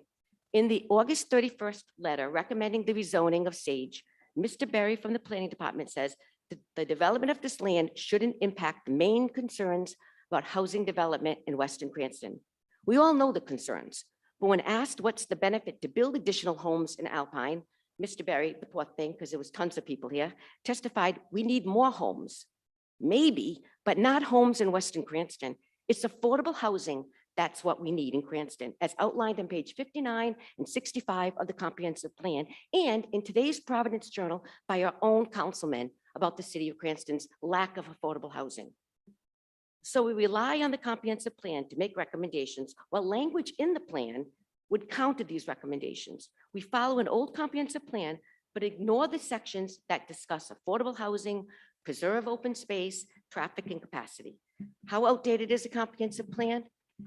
When it was written, the average home price in Cranston, Western Cranston, was $300,000. It's now doubled to $600,000. Certainly not affordable housing. We've asked many times about how many 880 properties there are in Western Cranston, but the answer always is limited to the impacts of this rezone.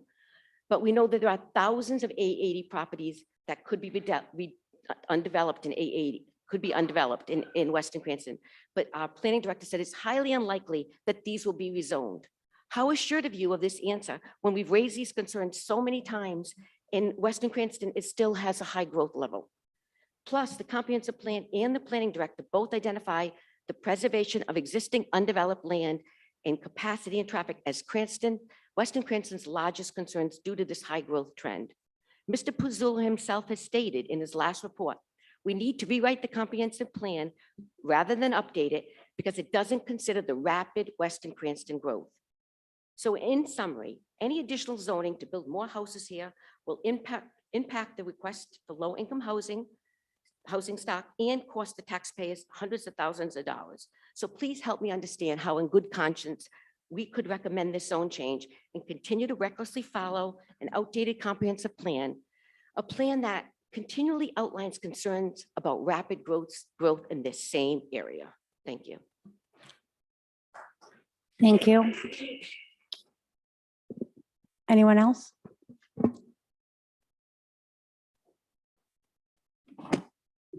Hello, my name is Susan Bucci. I am also on Sage Drive. First and foremost, additional homes would add additional cars. Alpine has almost 400 homes and only one means of egress. Figuring 2 to 3 cars per household, that's 800 to 1,200 cars. Last week, I did my own experiment and sat at the exit from 7 a.m. to 8:30 a.m. and I counted 402 cars. And this is when many of us are still working from home. This new parcel at 0 Sage would exit through Alpine as well. I always thought, what would happen if an emergency such as a gas leak made an evacuation necessary? Hundreds of cars would descend on the one exit. Even a tree down across the road could trap many of us for hours. Changes in this zoning and then the parcel next to it would add more homes and more cars. And can we expect a second exit out of Alpine to accommodate this? Secondly, it's a misinformed argument to say the zoning change would just keep the land consistent with the surroundings. This incorrect argument is based on the outdated comprehensive plan for Cranston that planning has been using. It's over 10 years old and listed as expired in the state of Rhode Island's planning website. At the planning meeting last week, Mr. Berry said, and I'm paraphrasing, much thought has gone into including the 3 parcels of land abutting Alpine that were put into the comprehensive plan. But if you look at page 44 of the plan, it states, the property owners have requested changes to their land use classifications and zoning. It was requested by the property owners and it was put in the comprehensive plan. This Zero Sage parcel abuts Alpine only on one side, but it also abuts Orchard Farms Elementary and another A80 parcel on the other side. Just changing Zero Sage zoning would essentially double the amount of homes the developer is able to build on this parcel. Alone, it may seem like a small number, but make no mistake, should this zoning be changed, it would certainly create a domino effect soon after for the two other A80 abutting properties whose owners no doubt would request the same zoning change. I spoke to a city official who said, a zoning change can only be made if there's some benefit to the city or community and not just a financial benefit to the owner. My question is, what is the benefit of this change to the city of Cranston and its residents? The official also said changing this zoning would certainly cause a domino effect because of the parcels of land it borders. This official estimates this could result in an additional 200 homes. And lastly, Mr. Barry said based on their staffing that they were not able to evaluate the effects of a zoning change on traffic, infrastructure, or schools. If this is the case, it seems very irresponsible to recommend any kind of zoning change unless all this relevant information is gathered at planning and studied by the city. My husband and I, along with a neighbor at the time, bid on this property some 25 years ago. We love the neighborhood, but we would have liked more land. We had an engineer estimate the cost of bringing in the road and utilities. At that time, we went to the planning department and knew exactly what the zoning was. Just as we did, Mr. Casali knew what the zoning was when he purchased the land, and changing it now does nothing for the residents or the city. Thank you.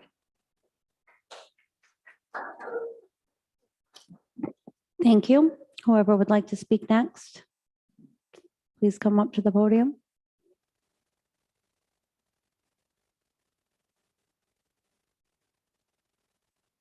Hello again. This is probably the 5th or 6th time that I've testified on this property over the last 15 or 20 years. Sir, could you state your name and address? for Oh, the sorry, record, Vin please? McChrystal, Sage Drive. I'm sorry, could you repeat that? Vin McChrystal, Sage Drive. And just to remind you, in case you don't know, just last April, we had the property on Peppermill come up, which was another A80 that wanted to be changed to A20. And we went and testified against that, and that was defeated, that zoning change. And the owner subsequently, I believe, put the property up for sale. This particular owner purchased this property after we had defeated the prior owner trying to change from an A80 to an A20. So this owner was well aware of the opposition to the change, bought it willingly as an A80, and has the right to develop it as an A80. In giving him the right to develop it as an A20, the only people being harmed are the residents, taxpayers, and the city of Cranston for the reasons that were just cited. If you vote this down and he develops it as an A80, he gets exactly what he purchased. He's not being harmed at all. By the way, the domino effect, someone mentioned this, I just want to mention again, there are thousands of acres in Western Cranston that are A80. Now, the last meeting we had in front of planning, the point was made by your planning department that, well, we don't think that'll happen, that they'll come and want the A80 to A20. And I remember one of the members of that committee, Fred Vincent, said, you can't guarantee that. And you can't guarantee it. There are thousands of A80 acres out there. The Rhode Island Comprehensive Planning and Land Use Act website, it was mentioned, has Cranston as expired for the comprehensive plan. Just so you know, during the COVID years, 2020 and 2021, I just did a little research on that. 11 cities and towns have either approved a full comprehensive plan, 3 have done it, or they've done amendments, some of them multiple amendments. And yet we have never updated our comprehensive plan in 11 plus years. The Rhode Island Comprehensive Planning and Land Use Regulation Act says a municipality shall periodically review and amend its plan in a timely manner to account for changing conditions. And certainly there have been changing conditions in Western Cranston over the last 11 years. At a minimum, the municipality shall fully update and readopt its entire comprehensive plan, including supplemental plans, at least once every 10 years from the date of municipal adoption. And that date was 2010. It was August of 2010. So it's 11 plus years, more than a decade ago. We defeated a zoning change more than a decade ago. And then they put it in the comprehensive plan, which is particularly galling to the residents, obviously, because they had to know that we were objected to it from our reaction the last time they tried to do it, and yet it was kind of snuck into the comprehensive plan when nobody was paying attention. I made this point the last time, and I want to make it again. If the comprehensive plan is considered the Bible, it's almost as if we have to do what the comprehensive says. Well, there'd be no need for these meetings. What's the point of the meeting, right? We would just do the comprehensive plan, we change the zoning on the system, and away we would go. Well, it's not the Bible. What we're looking for here tonight from you is just a common sense, some common sense decision. In the last meeting that we had at planning, when we did Peppermill, Fred Vincent made some comments that I thought showed great common sense and are very apropos to tonight. And I want to read them to you. Mr. Vincent supports the director's point that the comprehensive plan is a mandatory requirement for adoption of the zoning code and all land use decisions be consistent. However, I, meaning Fred Vincent, do not believe that the comprehensive plan is a static document. That's why the state requires municipalities to amend it and review it every 10 years. Cranston is one of the 9 communities that are in default, and our 10-year comp plan has expired, and that's an issue this planning commission has to address. I think we've gained a lot of insight since 1986 when Alpine Estates was developed. None of us could have foreseen the impact from all those homes on the natural environment, and conditions now are different, and I would add very different. I don't feel that this developer, and he was talking about the developer of Peppermill, but to me it applies to this developer as well, is deprived the use of his land because he could come in under A80 zoning. In that respect, I concur with many of the residents and that he bought it under A80 and he should be able to develop. For that reason, I do not favor this rezoning. That came from the Sir. planning committee. I don't want to interrupt you, but you're already about 45 seconds over your time. I'll be done in one Okay. second. Okay, thank you. That was from Peppermill, but I think it applies here. And I think it shows great common sense, and that's what we're looking for, is just a common sense decision tonight. Thank you. Are there any other people here in person who would like to speak on this matter? Please just state your name and address for the record, and you have 3 minutes. My name is Cheryl Carbone. I live at Fort Time Drive. I've been a proud resident of the city of Cranston for 35 years. I have a business there. My husband has a business there. My 3 children were raised in Alpine Estates and they attended Cranston Western schools. So I'm invested in the city of Cranston and especially in Alpine. I'm very happy to say that we've had a wonderful experience there in Alpine Estates. I know Mr. Casal personally. He's a very close member of the family. He's friends with my cousin. I've seen him at holidays, vacations, funerals, weddings. When he purchased, Mr. Casal purchased this property, he had approached me and asked me if I wanted to buy a parcel of land exactly behind me. So this parcel of land runs southwest to my property. I'm most interested in this because the entrance to his development, his parcel, is right at the cul-de-sac where I have been for 35 years. So when Mr. Casal asked me if I wanted to buy that property, I said, no, thank you. I wasn't interested because after looking at the design and the parcel, that lot is shaped like a triangle, like a bottle, and it's not buildable. It truly acts as a buffer to the other acres in that parcel. So I felt safe enough that I would not have to buy that parcel, that I would have that buffer. And for that reason, I said no. In the meantime, Mr. Casal sat on that property for a while. There's been no action there. The children in the neighborhood found a cut through to go to Orchard Farm School, and it was very cute. They would walk back and forth to school. All the parents would pick them up in the cul-de-sac. It was very enjoyable to watch. Then Mr. Casal, I don't know whether he was told that he couldn't develop in that property because of the A80 and the frontage and, you know, the shapes of the lots or whatever. I don't know what he was told. But Mr. Barry referred last week to the fact that he doesn't have enough frontage under A80. He would need 100 foot in the front and 40 on the sides. Well, you know, when I bought my lot, it was zoned A20 and it's shaped like a bottle. And I had to figure out, my lot is a corner. I had to figure out my frontage and my side. So I have 30-30 on two sides and 15-15 on the other side. And my garage is actually on an angle, on a 45-degree angle, so that my house could fit on that lot. So I don't know why he cannot fit houses on his A80 lots. I don't understand that at all. Furthermore, because Mr. Casal knows my family member, he obtained my phone number, and I did get calls and text messages. He wanted to speak to me about this. However, I said, no, I was busy. I didn't want to entertain it. In the meantime, he conducted a meeting in the cul-de-sac where he told the neighbors that he would get what he wanted and he would use me as an example to show what he could do on that property. Now, I know Mr. Pizzullo said it's okay to cut your roadway into your plat because you own that and you can just, you know, give you an eye's view of what it will look like.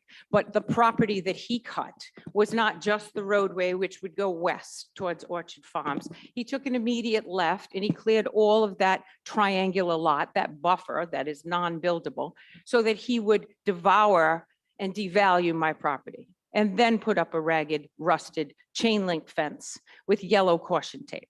Therefore, I've had to obtain mucho people, surveyors, permits, fencing, landscaping, all just to get my property to look peaceful again. I don't think I deserve that from a friend of the family. I am taking the hit for the whole neighborhood of Alpine, and I am opposed. And I would hope that you would consider my feelings and not just Mr. Casal's. Thank you. Thank you. Is there anyone else present in chambers? Please state your name and address for the record, and you have 3 minutes. Good evening, John Marland, 41 Caraway Drive. Marland, M-A-R-L-A-N-D. I've been before this committee before, as well as the planning committee. I'll be really short. I think my neighbors did a great job outlining our concerns. I'm in complete agreement with the school issues, capacity, safety with one egress in and out of Alpine.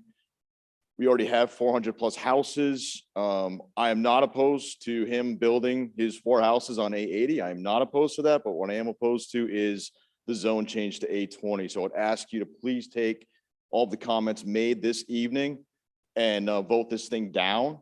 And I'm gonna walk away now. Thank you so much. Thank you. Is there anyone else present in chambers who would like to speak on this matter?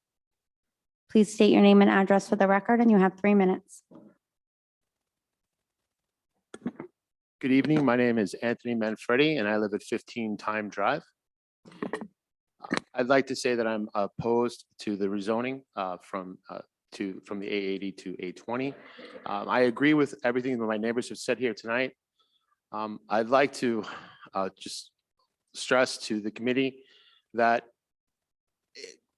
it's important to make sure that I think it's a responsibility to make sure that the needs of the town and the community are heard, and that we are weighing those against this rezoning. We need to understand that the need of this investor versus the need of the community is extremely important. He deserves to be able to develop his property as he bought it, but the needs, our needs and our concerns need to be listened to as well. Thank you very much.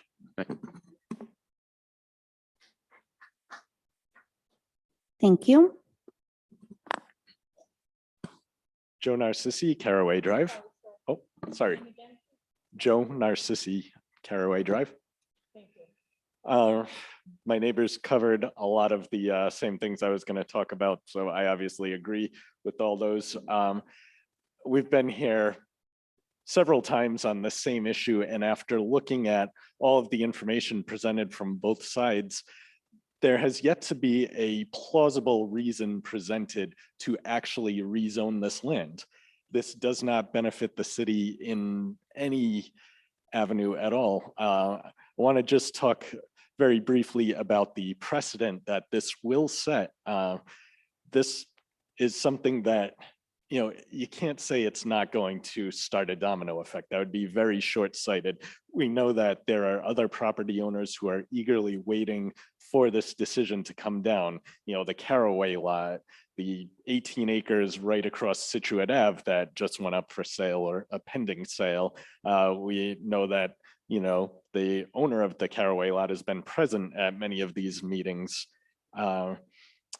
One of the things that kind of keeps getting circulated around and talking to many of you is, you know, I hate to say it, but fear and threats of retaliation and what's going to happen if this doesn't get, you know, rezoned. That's not a way to do business. That is not a way to serve a community. Once you try to alleviate a threat by giving into it, all you've done is opened up an avenue for future developers to come in and say, that's how we get what we want. You're just going to invite a host of more threats coming down the line.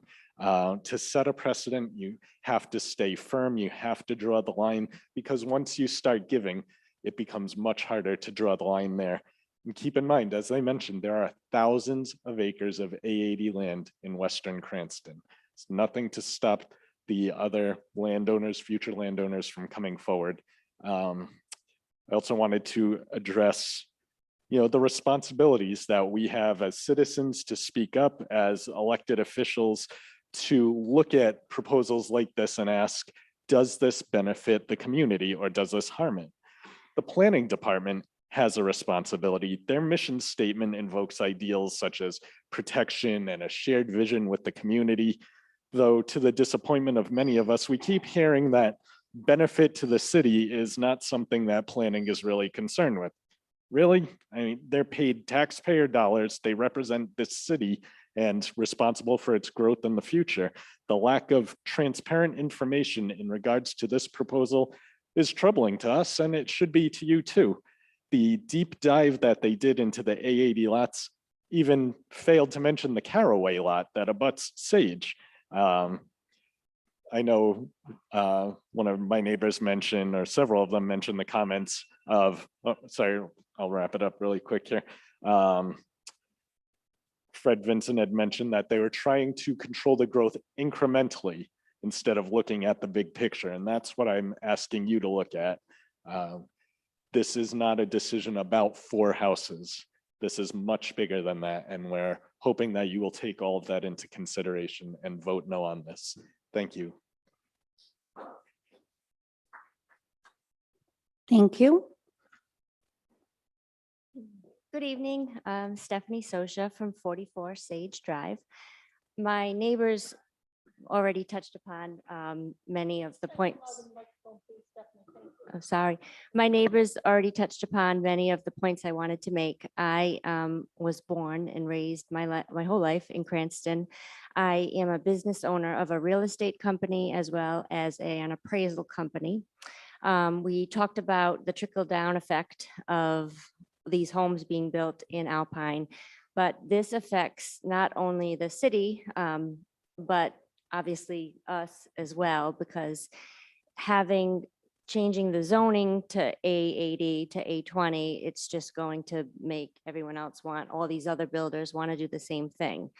But my main point I want to make is, being in real estate, when you're a buyer and you want to buy a piece of land, you have to do your due diligence. And especially being a builder, you are going to see what you can build on this piece of land. And you typically find out, if it's an A80, what you're going to build before you buy a piece of land. So I'm not quite sure what Mr. Casali did before he bought this land, but I would think that he would have looked into this and knew what type of home he could build on this parcel before he purchased this. So being said, saying this, it was said last week at the meeting, something about the frontage and what could be built on this land. And that's why we had to make it, because of the comprehensive plan, divide it up into so many lands because he didn't meet the frontage requirement. I didn't quite get that because we didn't have time to make comments. But if he couldn't fit a parcel of land, I don't know why the city just wouldn't make that lot legal non-conforming so he could fit a home on this A80. But if it wasn't suitable to his needs, then why did he buy the parcel? That's my point. I object to the zoning change as we want to keep Western Cranston, Alpine the way it is, in conformity to what we have. We don't need it to be a massive bunch of homes being built all surrounding the area because of the points that are already made, values trickling down, and the city, in effect, in essence, years to come, values are going to be coming down. Your taxes will probably be coming down, and so forth and so on. Again, please think about this. I oppose. Thank you.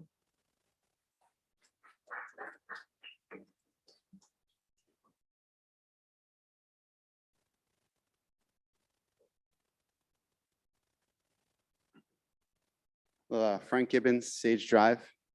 First off, just want to say thank you for everyone being here to hear us voice our opinions. I know you guys have probably heard this many times, so again, thank you for continuing to be here.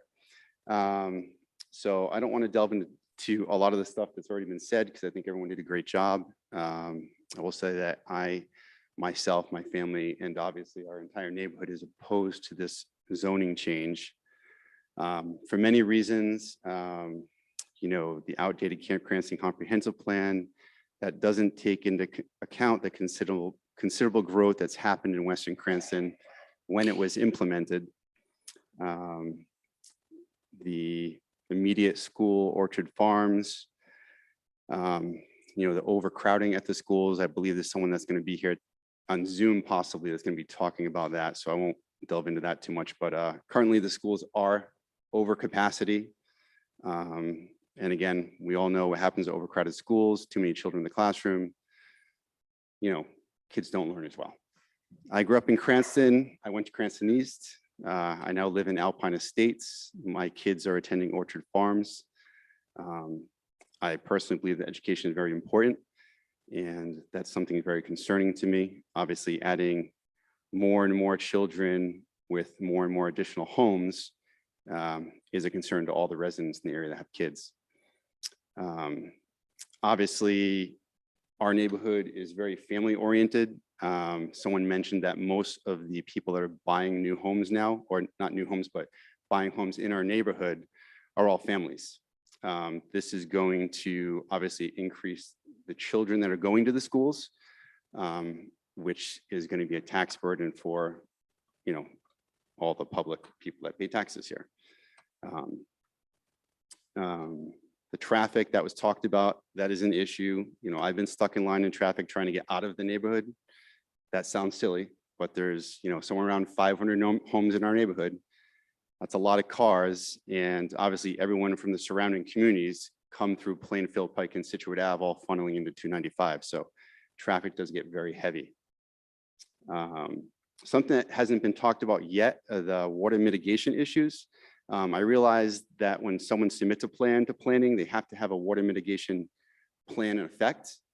But I'll just say a couple things about that. And one is that the School of Orchard Farms, which obviously cost multi-millions of dollars to build, obviously went through planning, obviously had a water mitigation plan. I believe that was their retention ponds. And I will tell you, since COVID, that changed a lot of dynamics. Is, you know, a lot of kids are being let out through the classrooms, not through the normal routes, but through the grounds around the school. And myself and many, many other parents have been there standing in 3 or 4 inches of water, waiting for our kids to get out.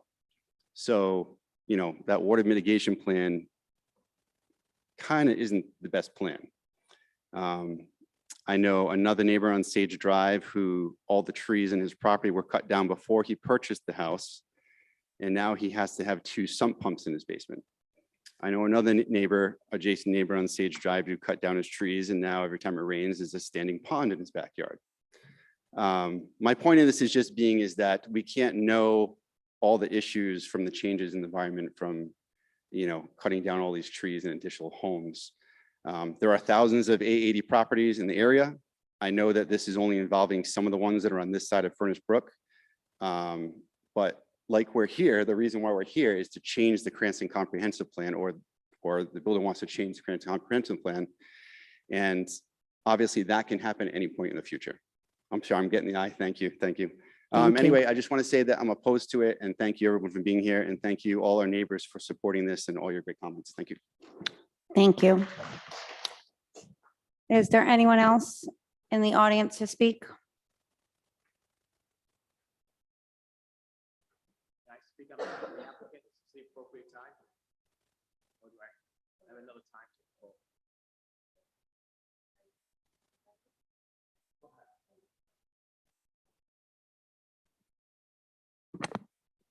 Hi, my name is Teresa Reale. I live on Teresa Reale. Teresa, sorry, Reale. R-E-A-L-I. Getting over laryngitis, sorry about that. My neighbors did a great job. I'm just here quick to say I'm opposed against the change in the ordinance of Sage Drive. I've lived in Cranston since 2000, since I was 13.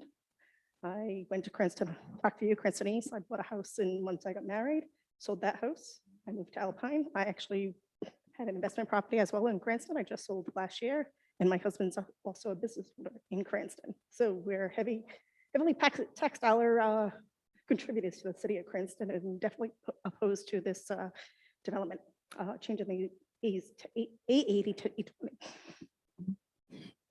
Thank you. There are Zoom speakers, so would it be more appropriate for them to speak before the applicant? Okay, I just want to make sure there's no one else in person, correct? Okay, we'll go to Zoom. Please raise your hand if you would like to speak. I need your name and your address for the record, and I have a timer for 3 minutes. Hi, good evening. Can you hear me? Yes. Great, thank you. My name is Kristen Narcissi. I reside at 22 Caraway Drive. Thank you for the time to speak. I'll be concise as I possibly can. I'm here tonight to firmly and politely ask for your support against rezoning the Zero Sage land parcel. Mr. Casal bought the land at A80, and I asked for it to remain zoned at A80. By allowing this land to rezone from A80 to A20, we're setting a precedent for other land that's zoned A80 to rezone as well. Like my neighbors have pointed out, this results in the addition of hundreds of new homes across Cranston. The schools are already very overcrowded. I can speak firsthand to this as the mother of 2 children at Orchard Farms. The number of new homes in Cranston would strain and require Cranston to have additional things like schools, police officers, and fire stations. And for what? How does this benefit the community? This is the question we continue to ask ourselves. It doesn't. It benefits the financial gain of this individual landowner solely. A landowner who has tried multiple times to meet with us and becomes hostile and threatening when we've expressed our concerns politely. Our Alpine neighborhood, we already have only one egress in and out, as we've discussed. Many of our neighbors, myself included, struggle with flooding and high water table issues. The neighborhood is not designed for dozens of new constructions. It does not benefit our community, and the purpose of change should always be to the benefit of Cranston as a whole, not to the benefit of a single individual. This point was brought up recently, the past couple of years, in an article that ran in the Cranston Herald. It was relating to a solar facility that was being proposed, and it stated from a city official that the cost of the city services required for 15 to 25 single-family residences would exceed the taxes generated. This was directly quoted from the Cranston Herald, and this information was provided to the Herald by Jason Pizzullo. And yet, when he speaks to this, he refuses to acknowledge these costs when we talk about this particular proposal about Zero Sage. I'd like to be clear, in no way, shape, or form am I arguing that Mr. Casal does not have the right to build his homes. I support him building his 4 homes at A80, but I ask you, please do not allow him to rezone this land just for his profitability at the expense of our community. Thank you for your time. Thank you. I see a Lindsay.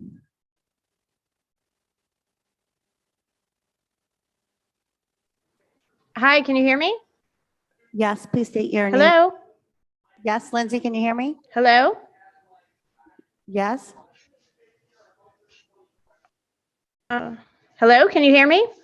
Yes, we can hear you, Lindsay. Go ahead.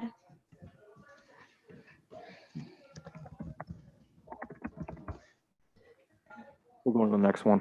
Hello?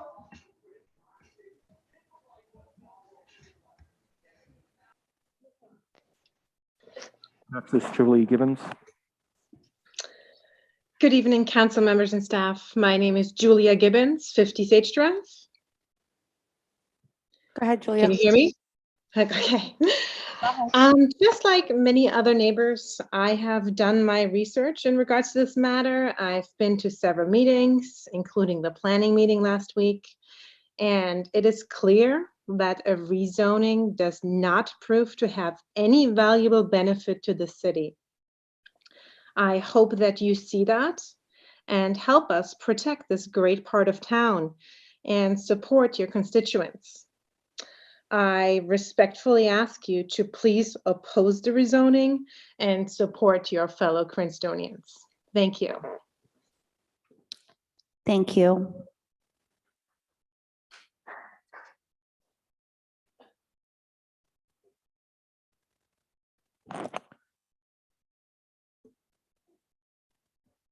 Just ask them. Can you please introduce yourself? I see a hand up and an A. Nadia Pena.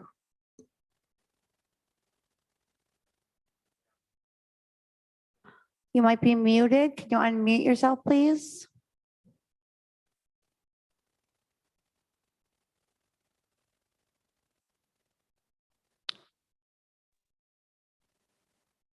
Abbas Proper. Go ahead. And I am a resident here for the last 4 years. I've been to these meetings over the last couple of years, and I think, as most of my neighbors have given ample reasons to why we don't think this zoning should be allowed, I will not reiterate those or repeat those. I'm simply here to say that I think it's in the best interest of the community to oppose this zoning change, and maybe we can revisit this in the future once we have a updated comprehensive development plan and more data on how we can update our school system and make it so that all of those factors do not get affected. But for now, based on all the information we have, I don't think there is any good reason to approve this zoning change, and I hope you will agree with us on this. Thank you. Thank you. Danielle Marland. Danielle, go ahead. Good evening, and thank you for the opportunity to speak with you tonight. My name is Danielle Marland. I'm at 41 Caraway Drive. My husband is present in the room with you and has already presented his opposition as well. Our property is adjacent to the 880 parcel referenced as being adjacent to 0 Sage Drive, as mentioned previously by Mrs. Bucci. I'm opposed to the rezoning request in front of you this evening, and I am in agreement with the rezoning concerns shared previously by our neighbors relative to school capacity, issues with flooding, traffic concerns, and the concern of one exit and one entrance only within Alpine Estates. Permitting this rezoning opens up the opportunity for the parcel adjacent to my property to be rezoned. Both landowners purchased these parcels understanding they were zoned as A80.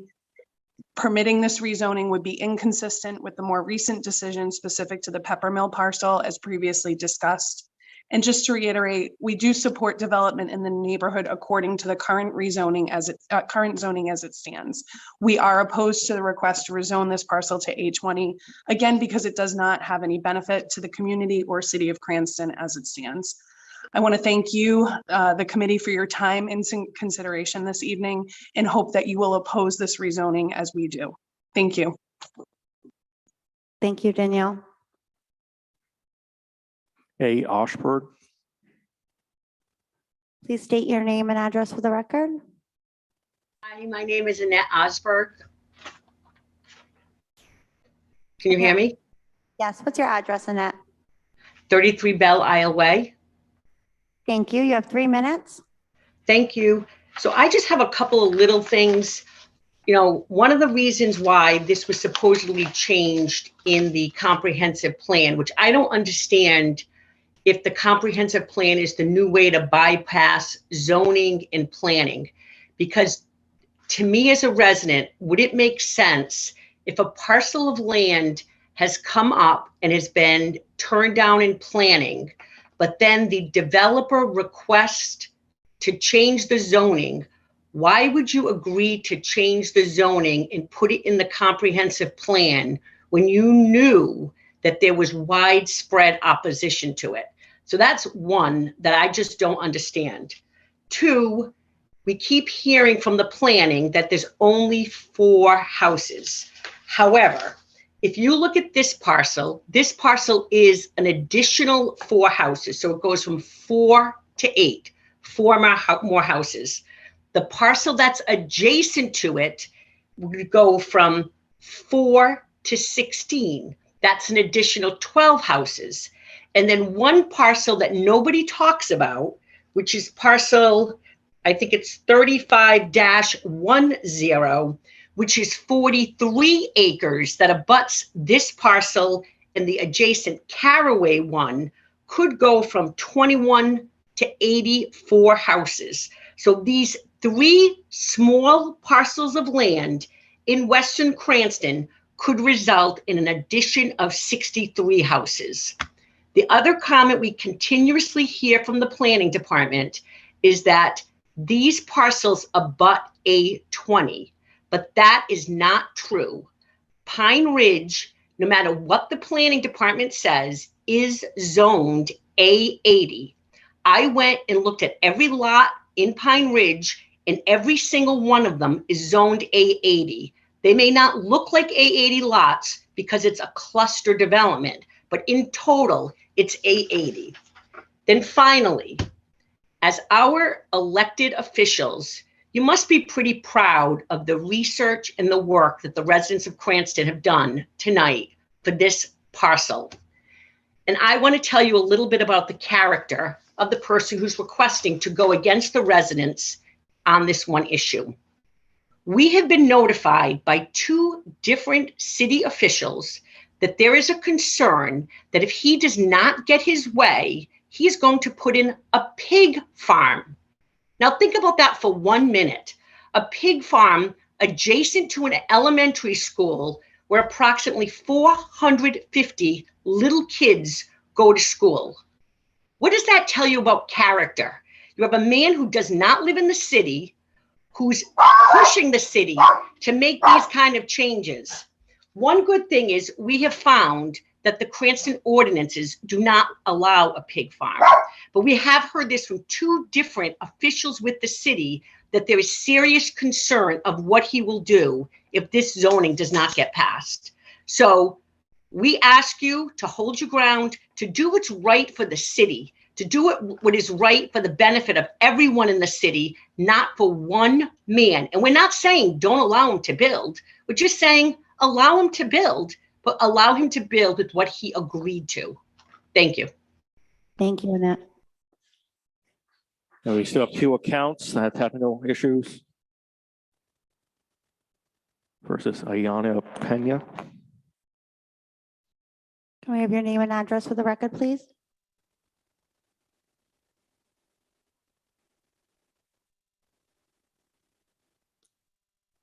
Hi, can you hear me?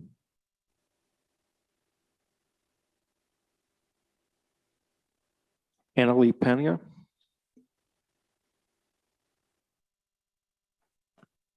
Are you on mute? We can move to Lindsay DePreet.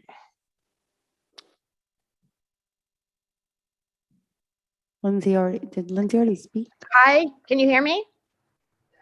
Hi. Hello, can you hear me? Yes, Lindsay, can you hear me? Yes, great. Thank you so much. I'm sorry for the debacle the first time. So I have not had a chance to speak yet, and I appreciate the opportunity.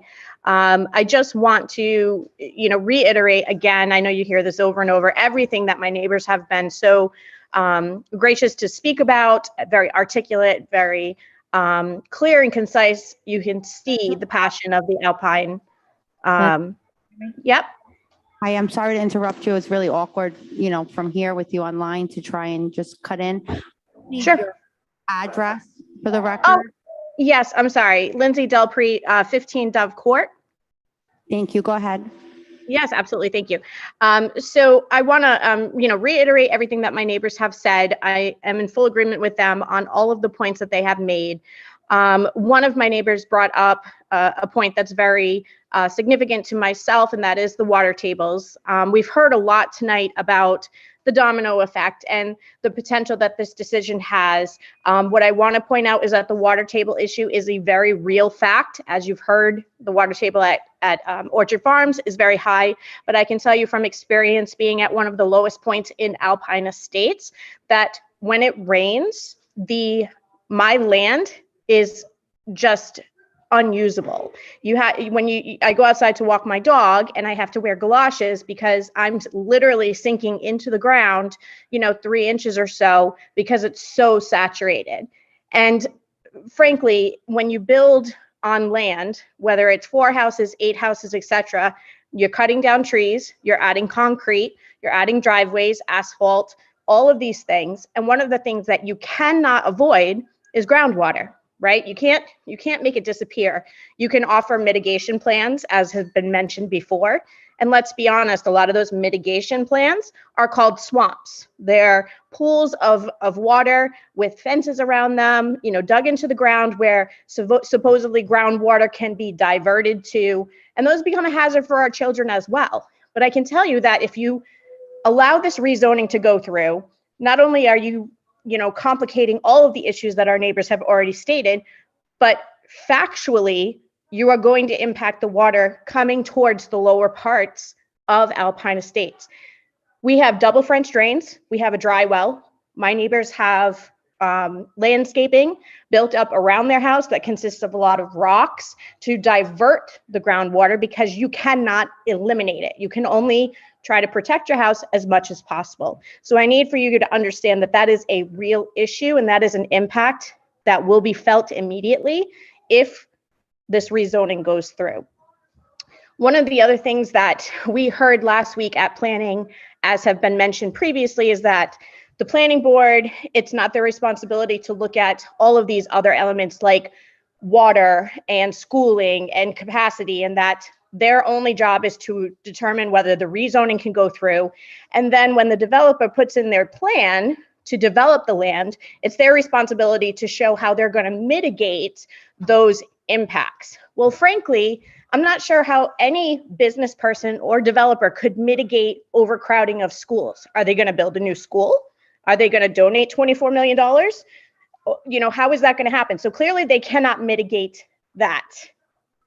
Things like that, I think, need to be considered when we look at these decisions. We cannot make them in a vacuum. We cannot look at this decision as one parcel of land, one developer, only 4 houses. We have to look at the big picture. We have to fight for the shared vision of Western Cranston. And I beg you to listen to the voices of the taxpayers, of the people who already live here, who have already bought existing houses, whose children already go to school here, and understand that it's not about us not wanting development for the city. We fully support the development on this land as it is zoned and what future growth may look like, but we are opposed to mass development and expansion to the A20. So I beg you to listen to us, hear us, and oppose this rezoning. Thank you. Thank you, Lindsay. Miguel Nunes. Miguel, can you hear me? Yes, I can. Thank you, members of the committee. I just wanted to say that I agree with all of the great points made tonight by my neighbors. We just need your full name and your address, okay? I apologize. Miguel Nunez, 40 Sage Drive.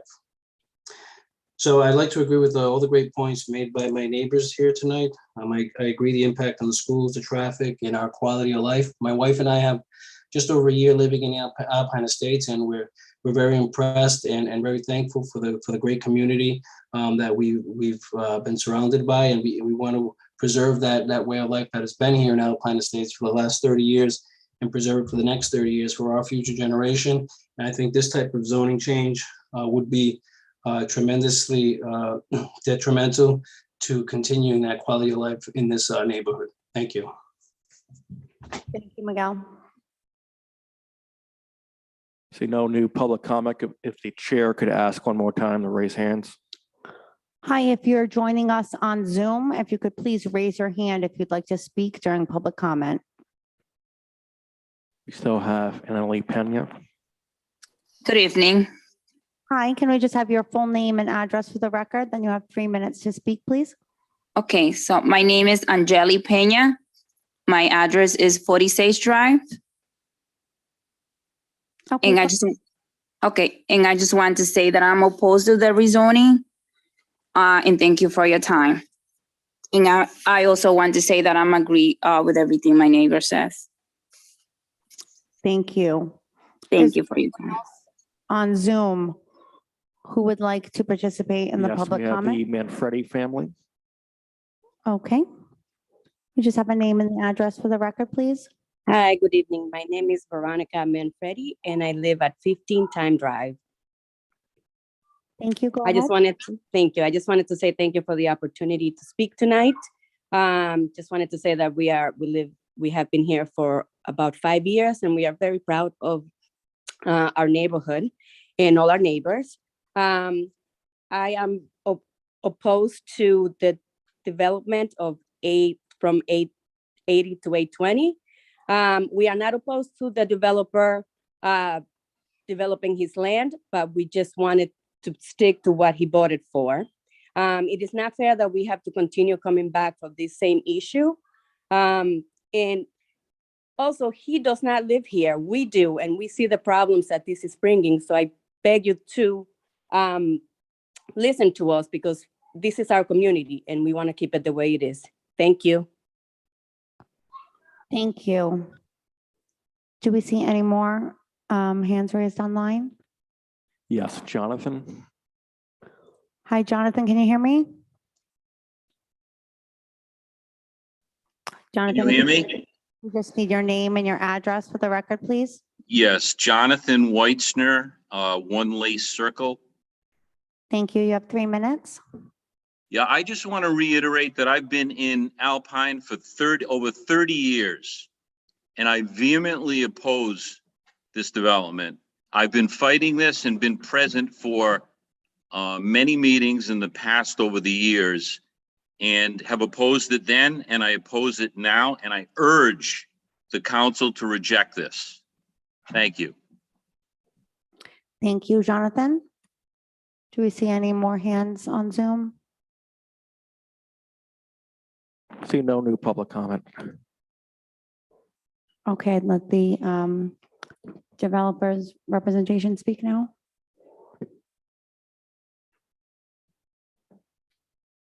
Good evening, Councilman, Councilwoman, honorable members of the Cranston City Council. For the record, Attorney Kay Yoshikachi representing the applicant Casali Brothers.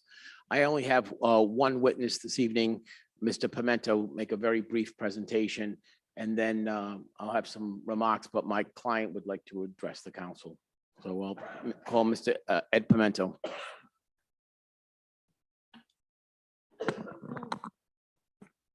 Good evening, Edward Pimentel. I'm the planning consultant that was engaged by Mr. Casali to do a review of your comprehensive plan, to offer an argument about consistency.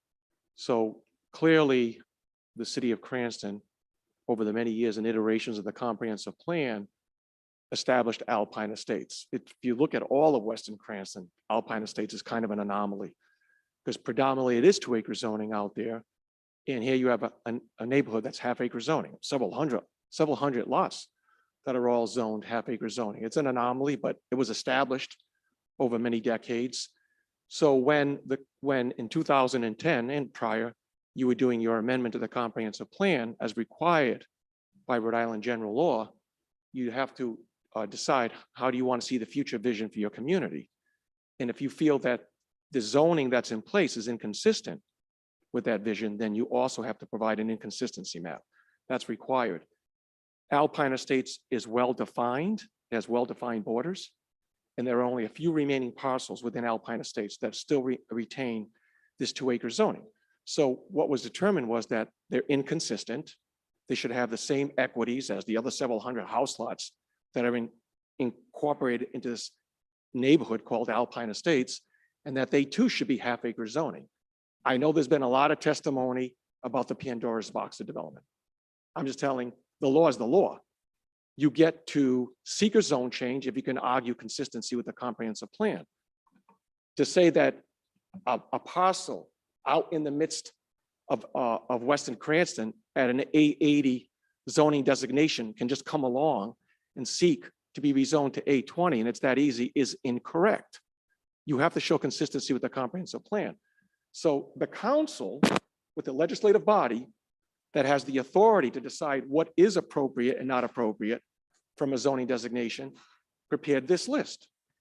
This list, which reflects the future land use map and the inconsistencies map, states what the appropriate zoning for a property should be. There are 1,382 separate parcels on this list. It is very typical of a community to pass that requirement, that obligation onto the property owner, although Rhode Island general law says that if a municipality determines it to be inconsistent, it's the obligation of the municipality to realize consistency. But the reality, the resources that would it take to amend this many parcels, and most communities pass it on to the property owner to do that. So when the neighbors say there's a reliance that when you buy something, you should know what you're buying, I say that is correct. And the reliance was that this municipality had dictated to the property owner that this property should be A20, not A80. That's what's in this list. Out of the 1,382 properties, there are only 36 properties that states that the A80 should be rezoned to A20. It's not the volume of properties that have been testified to. Out of those 36 properties, 5 are owned by the city. So that brings it down to 31 properties, or only 2.2% of all the properties. If you look at the volume of units that could be generated from those properties that are in Alpine Estates, under the current zoning, when you subtract for road infrastructure and other constraints, there's a planning thumb rule that you apply to this. You may potentially realize 10 to 12 units if you apply the A20 zone. But I was talking about the density that my client wants to impose. He's not asking for A20, but that's what the law says it needs to be rezoned to. If there was an A40 designation, he would have sought that, but that doesn't exist.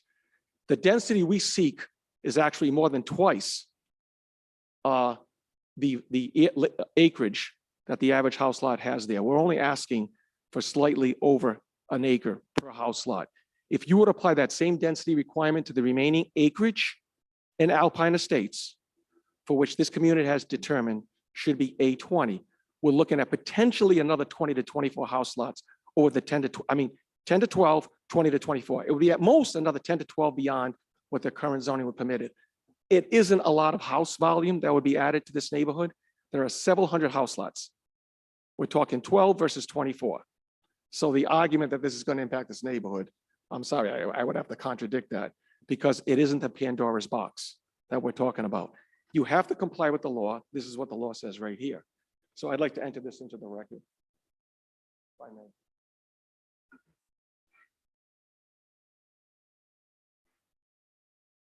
So in conclusion, my report was entered last time at the meeting, and I also testified previously at the planning board. I would like to note that the reason why also you come up with these inconsistencies is because you establish these goals and objectives, and then you make a determination as to what the appropriate zoning should be. And one of the housing action policies is that you should review the zoning and existing residential neighbors to ensure the zoning matches as closely as possible what already has been built. There's only a few remaining properties within Alpine Estates. It's well-defined, well-bordered. We're talking at most at 3 parcels. I don't think this is going to harm anyone. Thank you. I just need a motion to take that material onto the record. Second.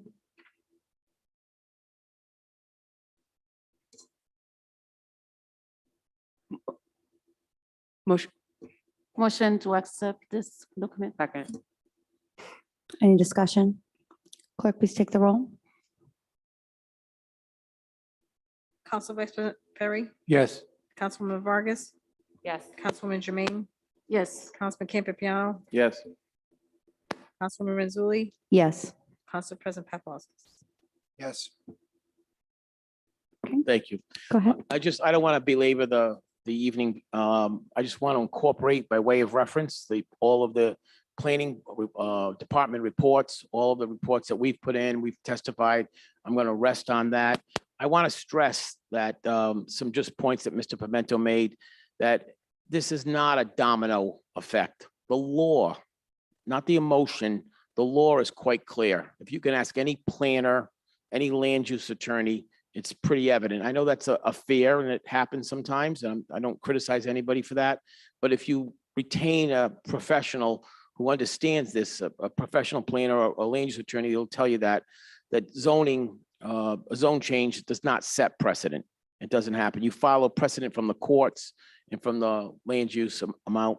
And we are asking for 4 houses. That's all we're asking for. He's entitled to 4. He wants to have the same zoning that everybody else has and have 8 houses. That's all it is. This isn't a takeover of the school system. This isn't a takeover of traffic. It's 4 additional houses to match what everybody else has. That's what it really boils down to.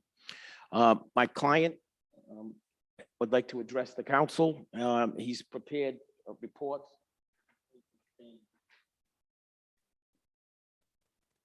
I guess copies for every member of the council if you want them and he'd like to speak, and that will conclude our presentation.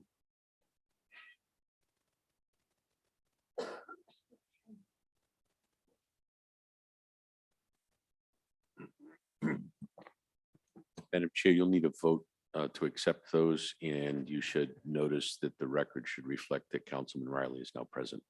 Okay, thank you. Can I entertain a motion to accept these reports? Motion to accept the reports provided to us. Okay. And Rose, when you're ready, can you please take a vote to accept these?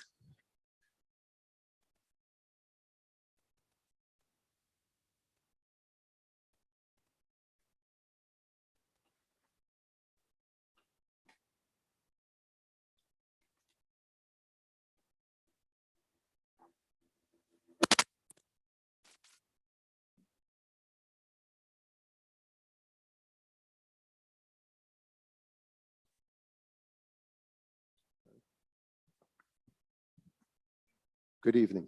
One moment. I'm sorry. We just have to vote to accept these reports, okay?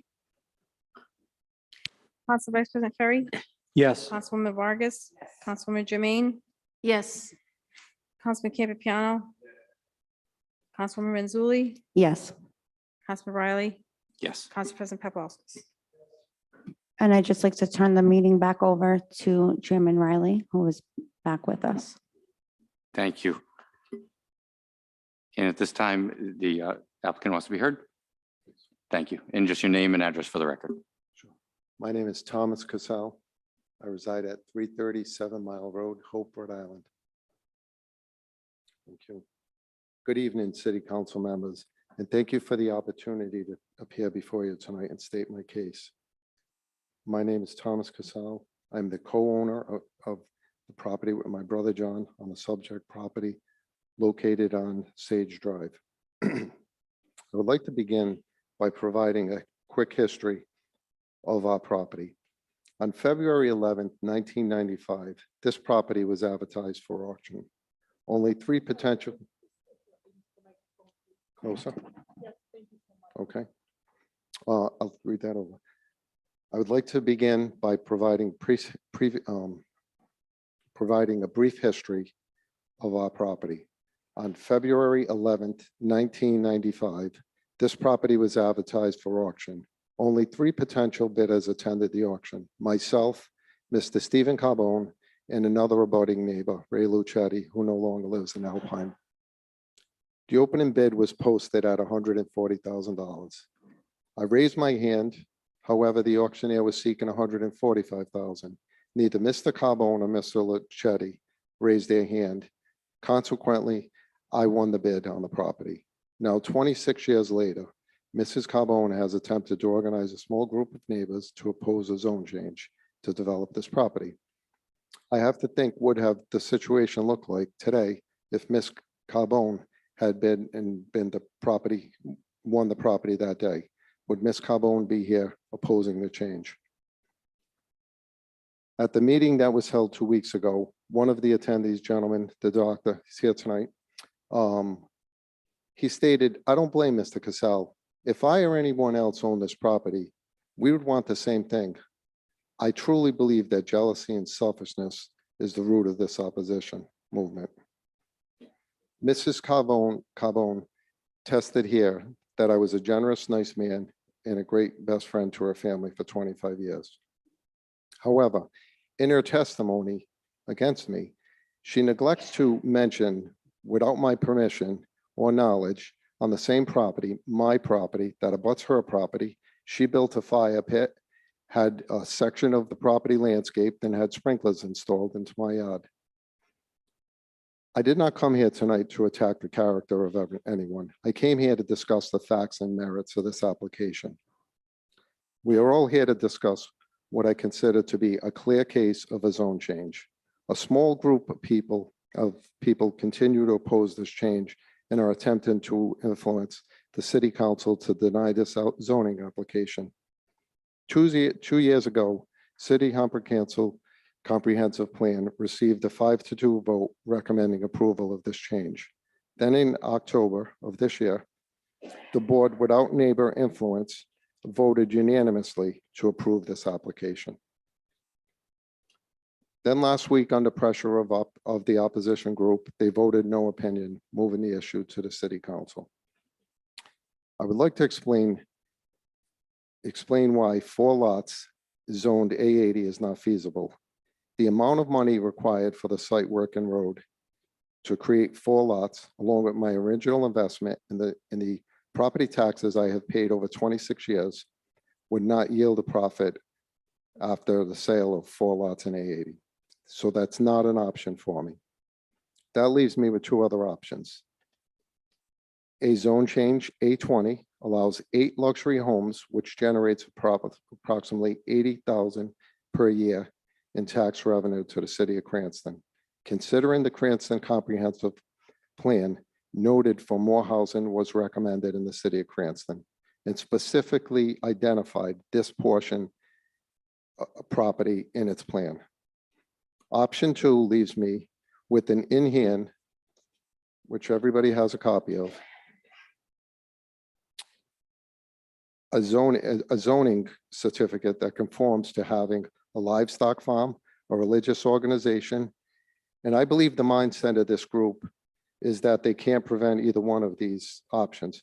I disagree and ask that the council confirm what I'm saying. I would also like to clarify what I consider a live farm, a stock farm. It could be horses, cows, goats, sheep, and chickens. It will also include structures such as barns, stables, pens, and necessary equipment to properly maintain the farm. I will be clear, I understand politics and that some council members may be concerned about votes in the Alpine ward. You have a small group of opposing neighbors for the zone change that may pose a threat at election time. However, you also have 350 residents in Alpine that will be inheriting a livestock farm as their neighbor. That is your choice you will collectively make.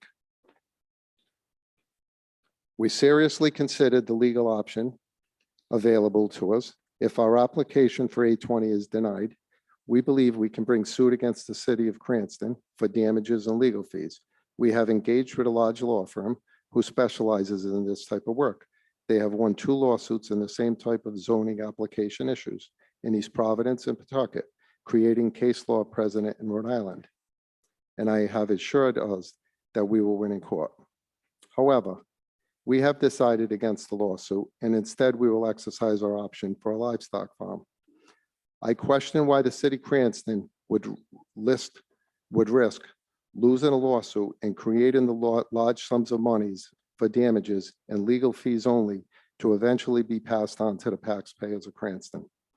In closing, I have two questions for the council members. Would all the residents of Cranston benefit from more tax revenue generated at 8 luxury homes or the tax revenue from a livestock farm? For the group opposing my application, will your property value increase more by having 8 luxury homes or abutting your property, or a livestock farm abutting your property? Consider how all the other homeowners of Alpine will feel when they find out that they will have a livestock farm as a neighbor, thanks to the small group and the city council members who will side with them. Thank you. Thank you, sir. And Vice Chair Renzulli, has public comment closed on that? You would need to close public comment, Mr. Chairman. And is there anybody for or against this that has not had an opportunity to be heard yet tonight? There's one name on Zoom, Trisha Rugas. And Ms. Rugas, just please place your name and address on the record, and the floor is yours. Hi, can you all hear me? Yes, we can. My name is Stephen Rugas, and I am at 33 Caraway Drive. The floor is yours. Thank you so much, and thank you for the opportunity to speak. I'm a proud Cranstonian and very pleased to be a part of this large group of neighbors, not a small group, who are opposed to this change. I am here on my own accord and not at the urging of any specific neighbor. I'll ask you to consider several things that have already been mentioned, but most importantly, that part of the argument is that this is mandated by law through the comprehensive plan, which has been deemed defunct. It is outdated, and if we are going to follow all that is in there, we should be looking at the things that have not been done as part of the comprehensive plan and ask ourselves, why have some been done and why have some not been done? Several of the goals and policies as stated in the defunct comprehensive plan state to preserve the rural quality and critical resources of Western Cranston. I would ask you if this change does that, and if we have done that, that we ensure that there is, that we protect and stabilize the existing residential neighborhoods. And I ask you to consider whether this change does that. As mentioned, we oppose this for several reasons, and I do find it slightly offensive to be told that we don't understand that impact from someone who does not live in the neighborhood. I kindly ask that you listen to our concerns, help understand where these come from, and do not feel the need to be threatened, as was clearly stated, in the potential for a livestock farm. Thank you so much. Thank you, sir. Thank you. Is there anyone on Zoom that has further public comment for or against this ordinance? See no public comment.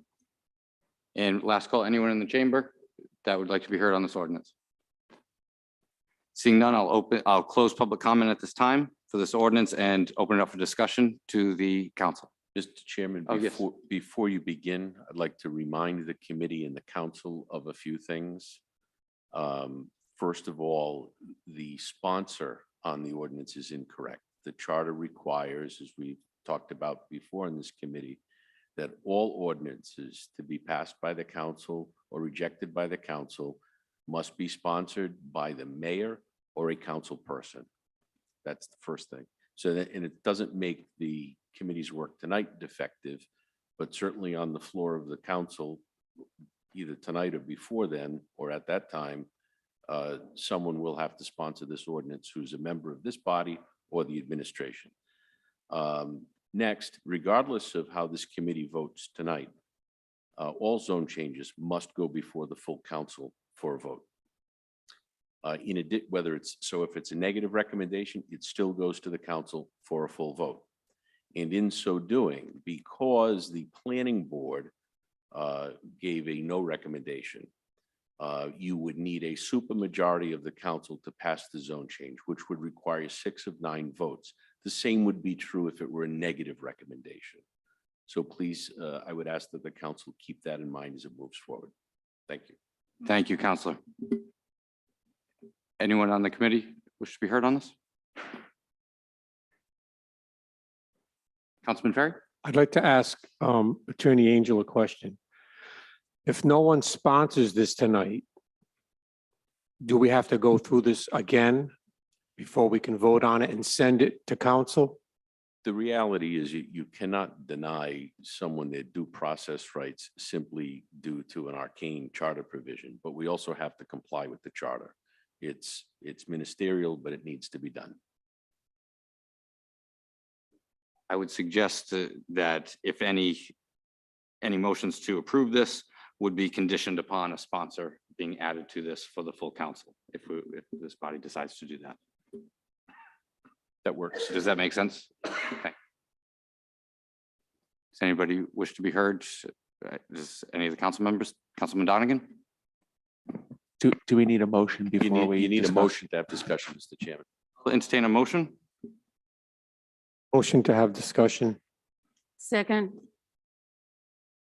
You need a motion to approve or a motion to deny, and then there's discussion on that motion.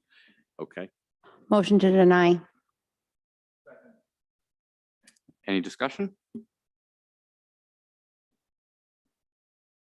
Councilman Campopiano?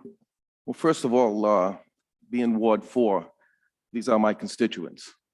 And when they come out in this number this many times, I think they need to be heard. Second of all, I don't appreciate being threatened with votes from a livestock farm in order to get your own way. I don't think that's the way to do business. I feel that the school issue is a serious issue. I never taught school before. I know John has. Overcrowding is an issue, is a problem. Little League, and as soon as I was thrown into the Little League coaching, they gave me 25 kids to put on one Little League team. It was a nightmare. So I really believe that if we want growth in Cranston, that we need to address this first before we throw kids.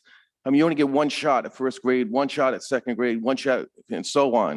Do we want these kids to be jammed in a room and not have that one chance that they have? And that's all I have to say on this. Woman Jermaine, did you have your hand raised?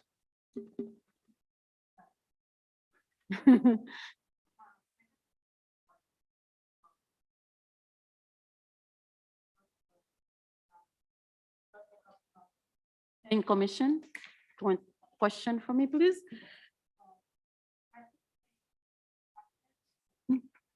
To the concern of all the residents, and I understand them. The concern are legit, and I concur. If I had to make a vote tonight, the way it stands before I said what my position is, I would like to hear planning department. So my first question is, I heard a lot about outdated comprehension plan. If we have to update this comprehensive plan, what would happen to A80, all A80 in Cranston?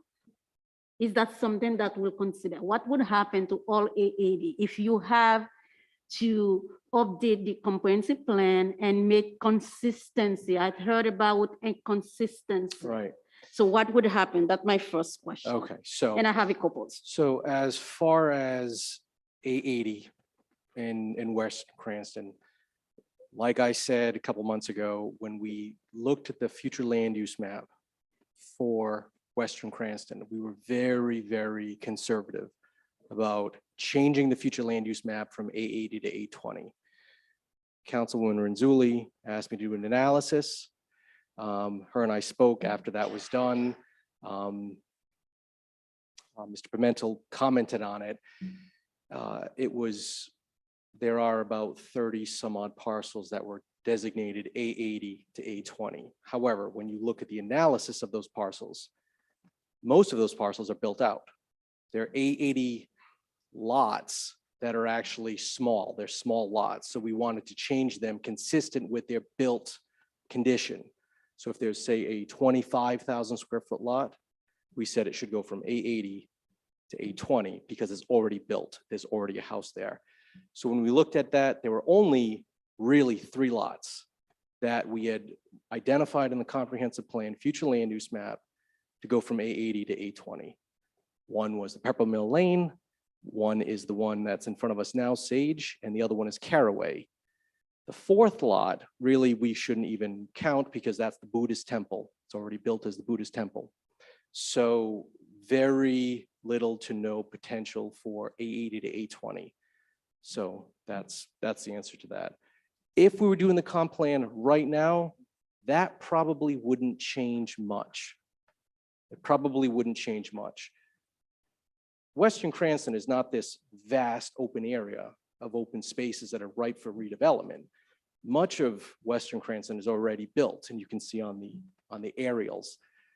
There are large pieces of open space, there's farms, there's conservation land, there's recreation land, but there's not a ton of undeveloped A80 land left that could even be rezoned.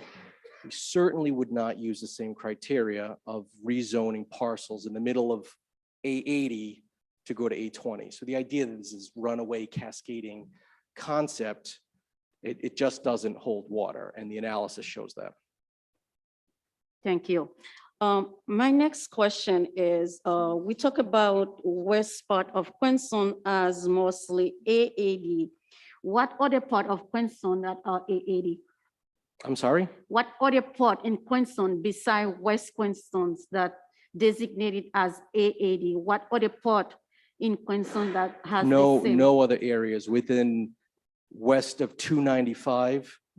Virtually no land west of 295 is zoned A80. Only West Quinson has A80 designation? Virtually. There might be a few remnant parcels here and there, but just about all of the A80 land is west of 295. Okay. The resident raised the concern has a dominant effect or setting a precedent if we allow this rezoning change. And the concern is opening for others and having traffic, overcrowded school, and many other issues. So what you would say if that happened, and also you said you have 3 other lots that has the same characterization. Yes. So if that would be something another developer would follow, if supposedly that happened, so what would be the consequences of that? So as I just stated, there are very few parcels designated in the comprehensive plan to go from A80 to A20. The only lots that are designated for all intents and purposes in the comp plan are located within, contiguous to, connected to Alpine Estates.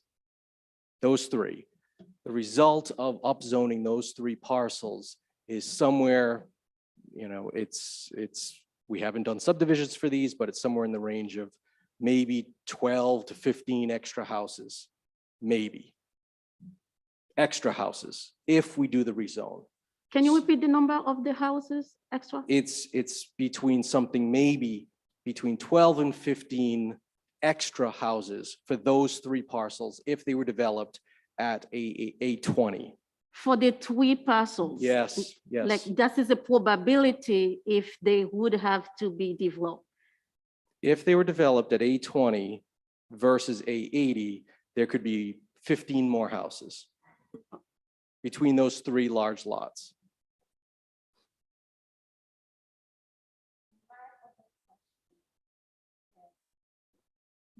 As a planning commission, your job is to give us as a committee recommendations, whether it's negative or positive, why there is no specific, and you put it well, no specific recommendations. What is happening? So just to reiterate, we were back here in September.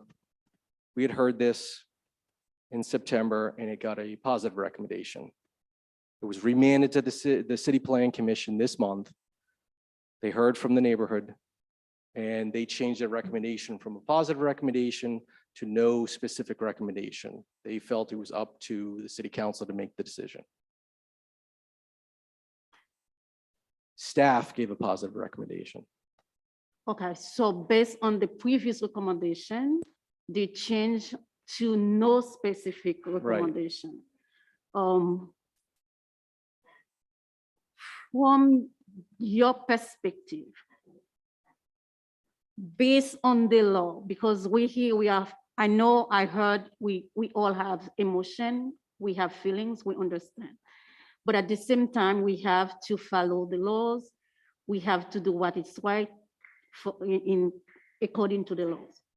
So my question, if we have to follow the laws, if we have to change some inequities within our city, because the inconsistency that show the inequities that exists between neighborhoods, west, east, or north, south, whatever. So if we should base our decision on equity, on follow the laws, what would be the best decision, what do you think? Well, I can't speak for the planning commission right at this moment. I'll speak for the planning staff and what was already in our report. I would say that as the comprehensive plan is binding, it's active, it's binding for all local land use decisions.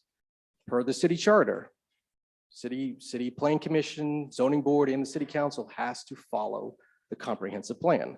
Comprehensive plan specifically prescribes this prescribed up zone from A80 to A20. So specifically, is not violating the law if we change the A80 to A20, it's according to the law? Is that what you mean? precisely.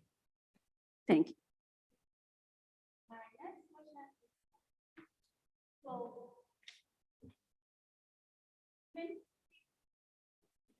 Can you speak why the comprehensive plan is outdated? Because that's one concern. Yes. Why is it outdated and we base on it to give the previous recommendation? Comprehensive plan takes a long time to draft. First plan was produced in 1992. We had that plan for 20 years. 20 years. It was never approved by the state. So there was talk tonight about it being expired or it's not valid. We had that plan for 20 years that we used, never approved by the state. In 2012 is when we had this comprehensive plan get adopted. That took about 7 years and a consultant to get through that process, to produce that comprehensive plan. In the past few years, there's been a lot of turnover in my department, and we've been short-staffed, and we haven't had a consultant. So why we don't have a new comprehensive plan is simple, is that we haven't put the resources into it. We're just now getting the resources to begin the process, but it's a long, tedious process to do the comprehensive plan. You know, if I'm being honest, it will be probably 4 or 5 years before we get adoption from the state if we begin today in gusto. Okay, that's how long these things take. Okay, thank you. I think you answered my question. While I have the microphone, can I say okay. So I want, maybe the developer cannot answer the question, but I want to mention that I was not happy with his this testimony, because it's like you put us in a, I don't know, you want to treat us if we don't do this, if we don't do that, that's not gonna happen. This is not, that's how we work. And I think we are adult. We take our decision based on law, not on emotion, not on threat. So I don't know, I cannot speak for other council, but I didn't appreciate that you stand up here and to treat us. So if I take a decision, I want to mention, if I take a decision tonight, I don't take it based on emotion, I will take it based on law. So threat to us what's going to happen. This is not work with, I don't think that's not work with me. So I want to mention that. What I mentioned,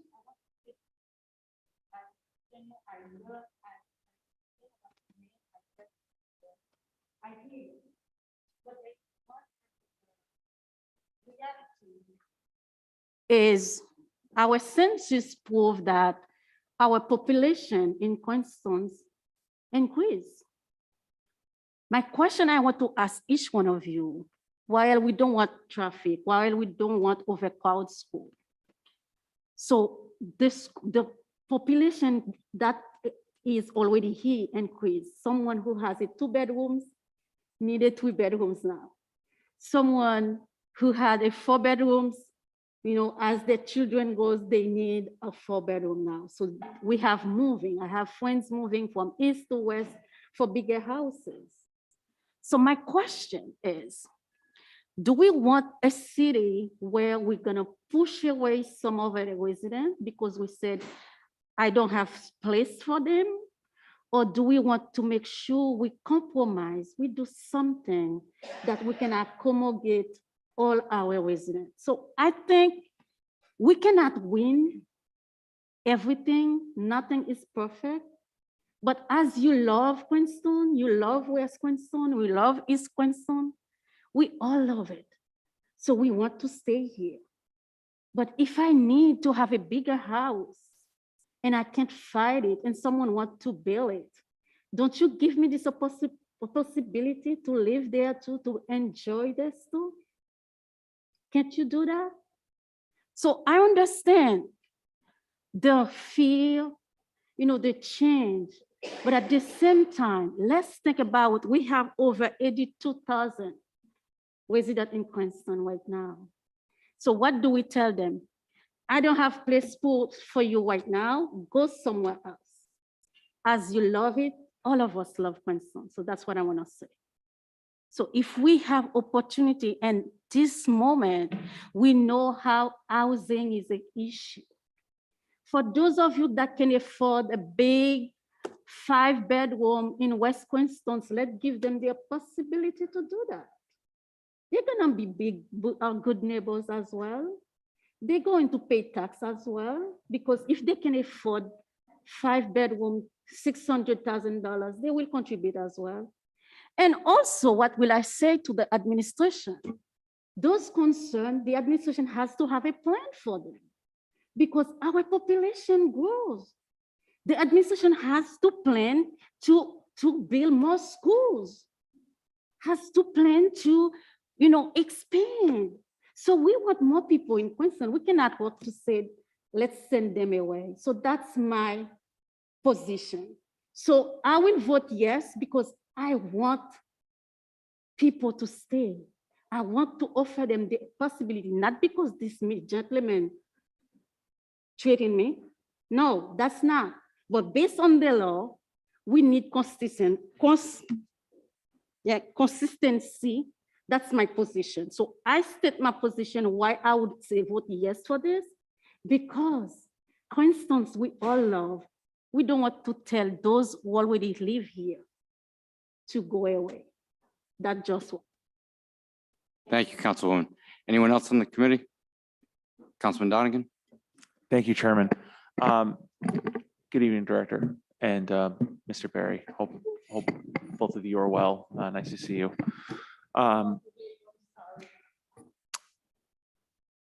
You had mentioned that the City Plan Commission. I'm aware of both the City Plan Commission's neutral recommendation or no recommendation, and I'm aware of the Planning Department's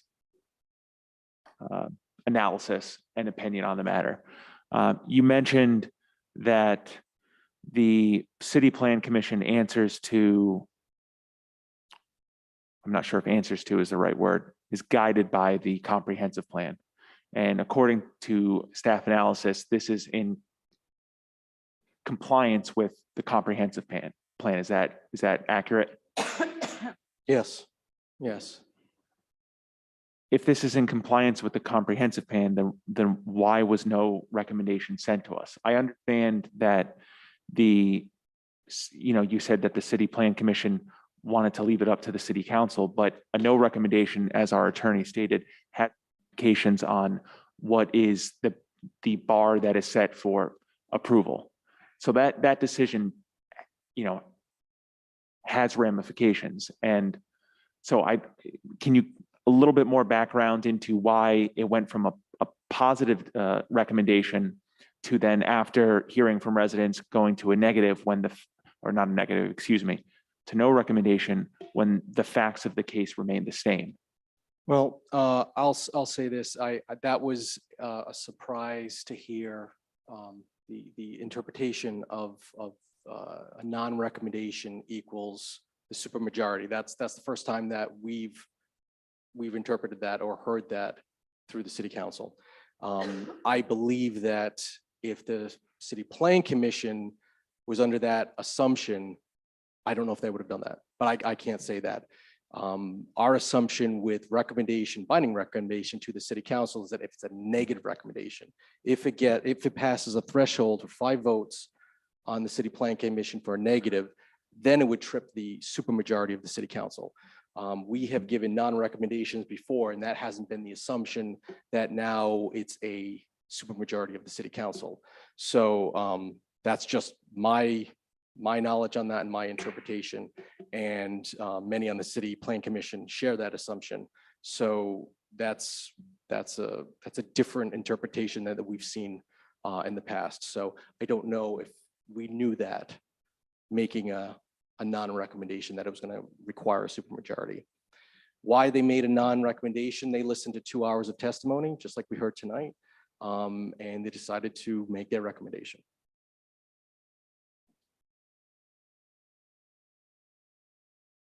Did the testimony that occurred, whether in person, virtually, electronically, between the September positive recommendation and the October no recommendation, did it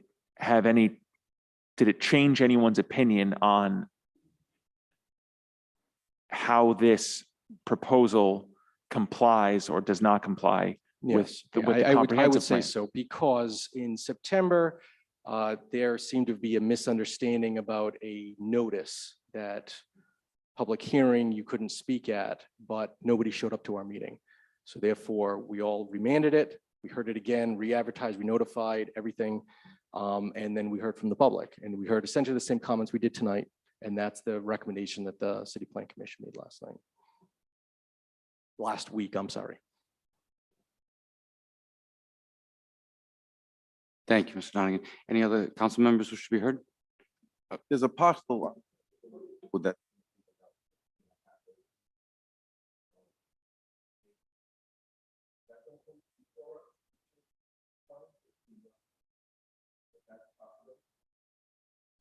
I don't know exactly what parcel you're talking about on Pippin Orchard Road, but there is no upzone requested for in the comprehensive plan. There's no identified A80 to A20 identified in the comprehensive plan.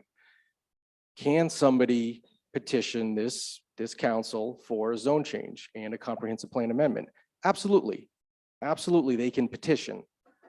But we rely on the comprehensive plan in good times and bad.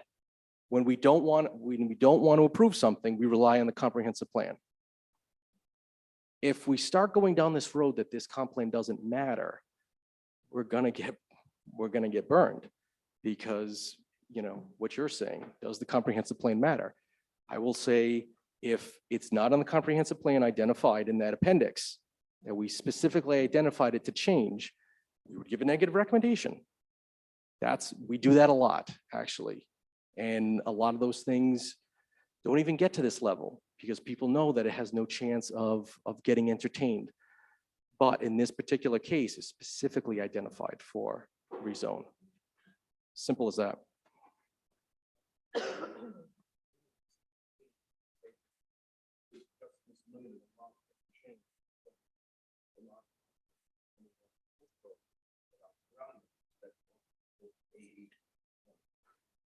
Let's be super crystal clear on this. If it's not in the comprehensive plan, future land use map, and in that appendix that we that was entered into the record. That's what we have to rely upon. If you mentioned a parcel by Mr. Scully, who has requested to change multiple times. If it's not in the comprehensive plan and we didn't think it's a good idea, we're going to give it a negative recommendation and it's not going to move forward. So the idea that this council is going to fall over, it doesn't hold water. That's why we have that plan. That's why we have the appendix, so we can pinpoint whenever somebody asks, should this be A80? Look at the appendix, look at the future land use map. Should be A80. That's it. You know, if you want to roll the dice and try to come before us and make a comprehensive plan amendment, probably result in some type of spot zoning type of scenario because it's out of character with the rest of the neighborhood. It's going to be a no. It's going to be a no. It's not going to get very far.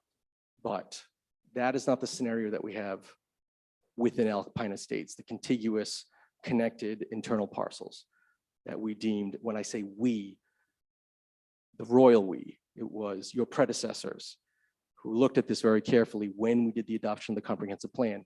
And they were very concerned about very limited up zones. And that's what was done. And that's what we're talking about right now.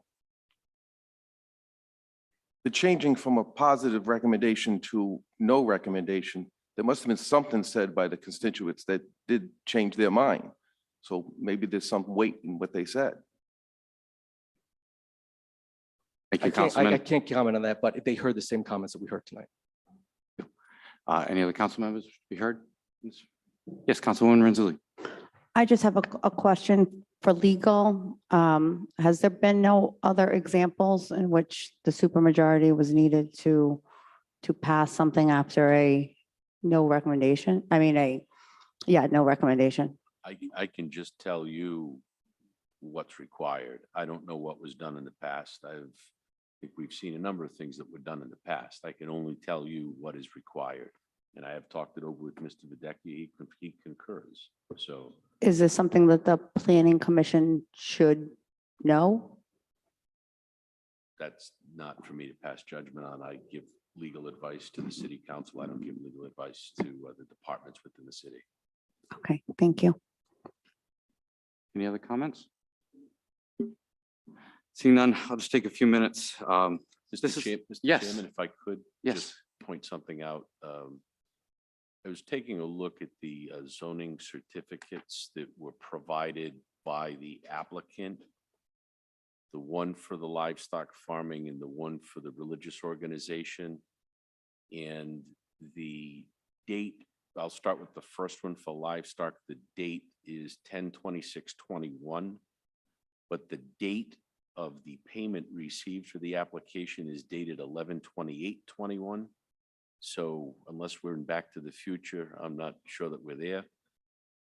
And the same would apply on that to the date of approval by the zoning official, which is dated 11/28/21. So I don't know, I don't have a way to explain that. Same situation would seem to exist with the zoning certificate for the religious organization.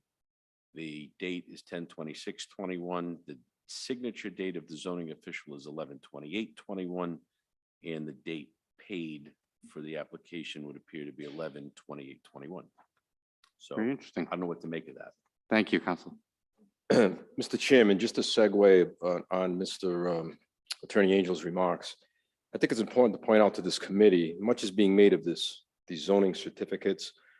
The Supreme Court has said a zoning certificate is not binding. It's merely advisory. I think the committee should know that. Thank you, Councilor. So this has been obviously a very emotional issue. A lot of neighbors have come out. There's been lots of talk about comprehensive plans and what the comprehensive plan says, what it doesn't say, how it's interpreted. And that's at the heart of what this real problem is because we're going to have applications like this before us because what we have is an ambiguous, vague, out of date, and just unacceptable comprehensive plan that opens us up to spot zoning whenever it's available.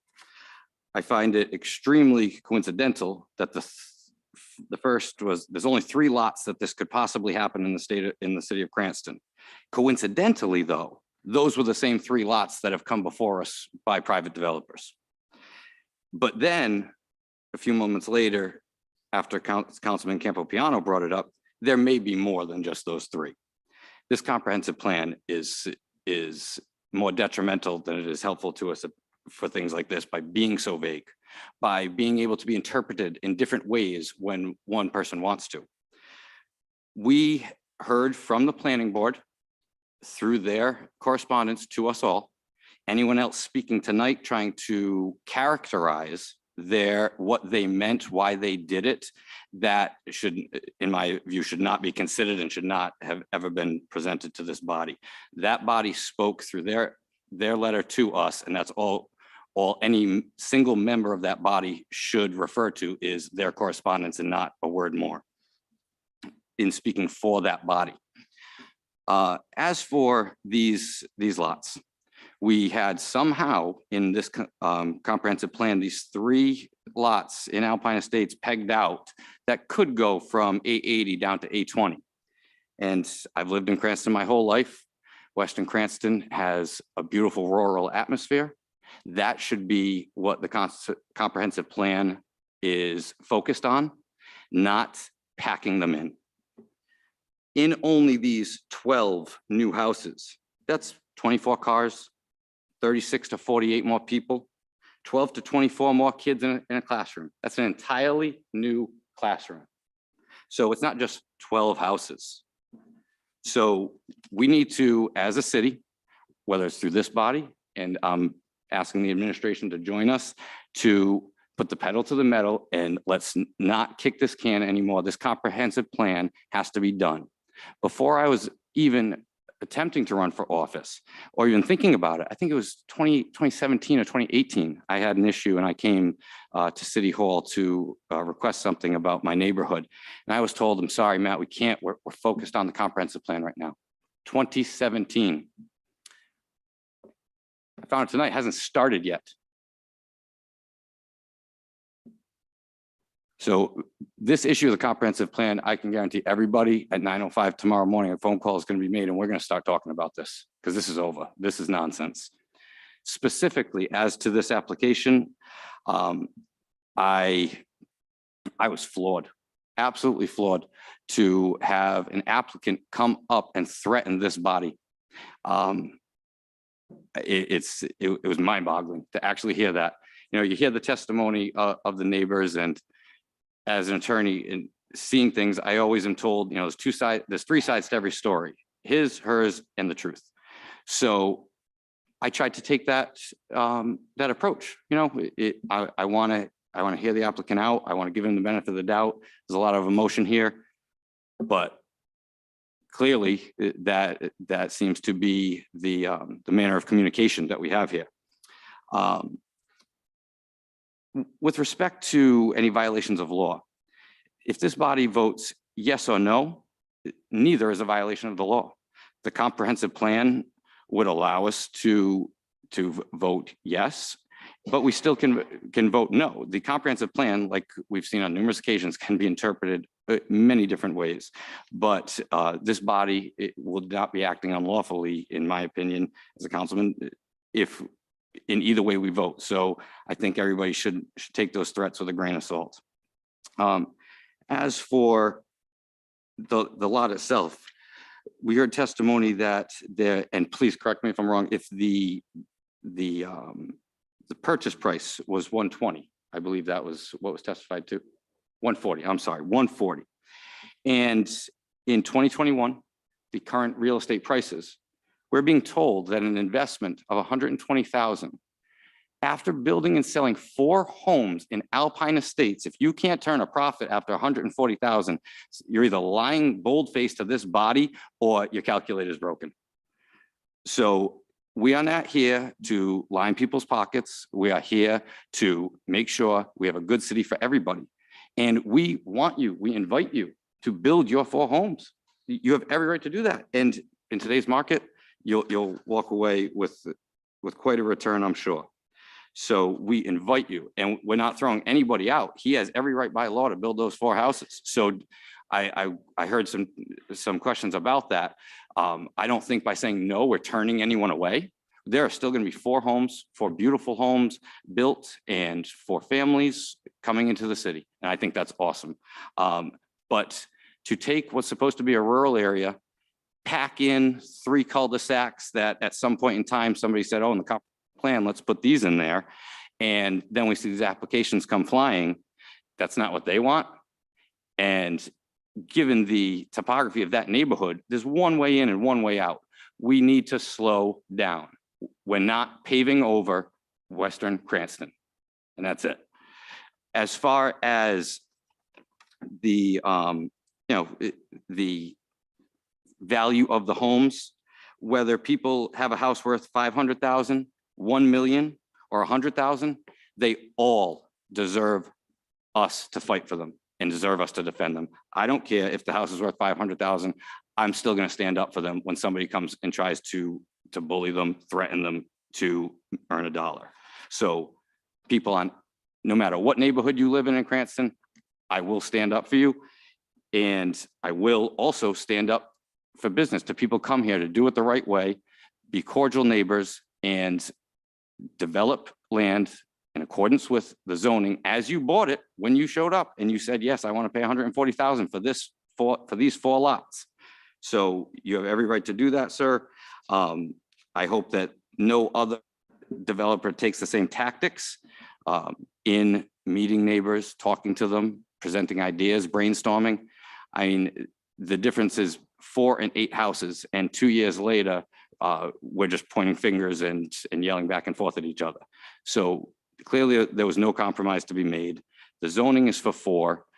The comprehensive plan, whatever that says, we can look at that, and hopefully the new one will actually give us some direction rather than being able to be interpreted any other way that anyone wants at any specific time, which results in, which is the definition of spot zoning. So based on that, Alpine is a beautiful neighborhood. I encourage and I hope that the applicant builds his 4 homes and brings some families in, but I cannot support this at this time. Yeah, Council President, do you have any comments? No? Councilwoman Vargas? Thank you. Just to add to your point, Council Chairman, I believe we also did receive about $125,000 grant. I think the Council President and everybody else was working on the comprehensive plan. So just to add to what you're saying as far as making the call first thing tomorrow morning, there is a grant. So hopefully that's just a steps towards at least addressing the comprehensive plan that definitely needs some work on that. So that's all I have for the time being, other than the fact that I will not be voting in support of this, and I'm echoing pretty much what some of the council members have mentioned this evening before us, and not to take time away from everyone's evening, but all very well said points, and that's my point. That's where I stand right now. I think 4 houses is definitely is available now, and there's absolutely no objection on doing that for the time being, but I'll be voting against this rezoning this evening. Thank you. Thank you, Councilwoman. Councilman Donegan. Thank you. Thank you, Chairman. I just want to, I in complete agreement with you, sir, that the comprehensive plan needs to get going, and appreciative of the work of the grant writer to help secure the funding. I just, and the planning department and we haven't always agreed on all the issues, and that's okay. That's part of being involved in this work. But I also just want to, there's 3 people in the planning department. We're a city of what, 83,000 people? Yes, we need to get the comprehensive plan done. We also need to have a functionally staffed planning department with enough people that can do that. So I'm done. For open meetings purposes, we have to Thank stay on the topic of the zone change, not the staffing or anything else that's going on in the planning department. Thank you. Councilman Donegan, is there? Thank you. Councilman Ronzulli, did you have any? Yes, thank you. The change in the planning commission's recommendation, I personally think that that's pretty significant. I sat here to listen to the entire meeting. And when they made their original recommendation, they did not listen to the residents because they were not at the meeting, because they were not properly informed of it. So while it's, one may say that they made it because they felt pressured, because there are residents there, they might have made that decision the first time if the residents were there. We might not have, even be having this conversation. They could have made a negative recommendation at that time if that's what they were overwhelmed with, on the first day that this occurred. So I know that Commissioner Vincent was very much impressed with what was brought forth to him that changed, the opinion. So obviously to go from a positive recommendation to what is essentially used as a negative recommendation is a big deal. And I think that we really need to take that into consideration because these are the professionals who know about planning. But on top of that, I can say that I don't take kindly to the threats of votes to get reelected because I really don't care if I get reelected, if I'm going to just be doing a bad job. Okay, we're here to do the right thing. We're here to work for the citizens of Cranston. We're not here to be threatened or extorted or anything of that nature. So I would just say that, that is not very professional and that no one appreciates it. Thank you. Any other comment? Seeing none, there's a motion to deny on the table with a second. Madam Clerk, please take the roll. Council Vice President Ferry, Yes. Councilwoman Vargas, Yes. Councilwoman Jermaine, No. Councilman Campiano, Yes. Councilwoman Renzulli, Yes. Councilman Riley, Yes. Council President Paplaskas. Yes. Thank you, Madam Clerk. All right, moving on to ordinance 9-21-08. That is the motor vehicles and traffic multi-way stop intersections enumerated, sponsored by Councilman Ferry and Councilwoman Marino. I will entertain a vote. I entertain a motion, sorry. Motion to approve. Second. Is there any discussion? I'll defer to Councilwoman Marino. Thank you. Thank you to the chair. This motion this evening, just one correction of note, the traffic engineer's report has been received. It does contain a notation of a prior ordinance with respect to this same area, allowing for a stop sign on only one of the streets being Harris. And the issue is there was something happened with respect to the prior ordinance. It's actually not in our municipal code. So I would just ask for that to be kept in mind when you see that notation by the engineer. So in fact, we do not have in the official books an ordinance with respect to this intersection. So I would ask for approval this evening. Is there anyone from the public that would like to be heard for or against this ordinance? I see no public comment. Is there any comment from the committee? Seeing none, Madam Clerk, please take the roll. Council Vice President Ferry, Yes. Councilwoman Vargas. Yes. Councilwoman Jermaine, Yes. Councilman Campiano, Yes. Councilwoman Renzulli, Yes. Councilman Riley, Yes. Council President Paplaskas. Yes. All right. And now moving on to ordinance 9-21-101 and 9-21-02. I believe those need to be continued because they were continued at the planning level. So I'll entertain a motion. Motion to continue. Motion to continue. Any discussion? Seeing none, Oh, I'm sorry, hold on. No, that's okay, Mr. Chairman. Just remember, we need sponsors for these. Yep.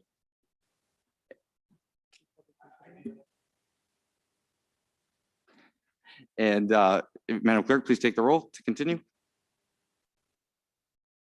Council Vice President Ferry, Yes. Councilwoman Vargas, Councilwoman Jermaine, Yes. Councilman Campiano, Yes. Councilwoman Renzulli, Yes. Councilman Riley, Council President Paplaskas. Yes.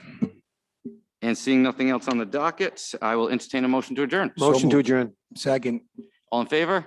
Hi. All opposed? Thank you, everyone.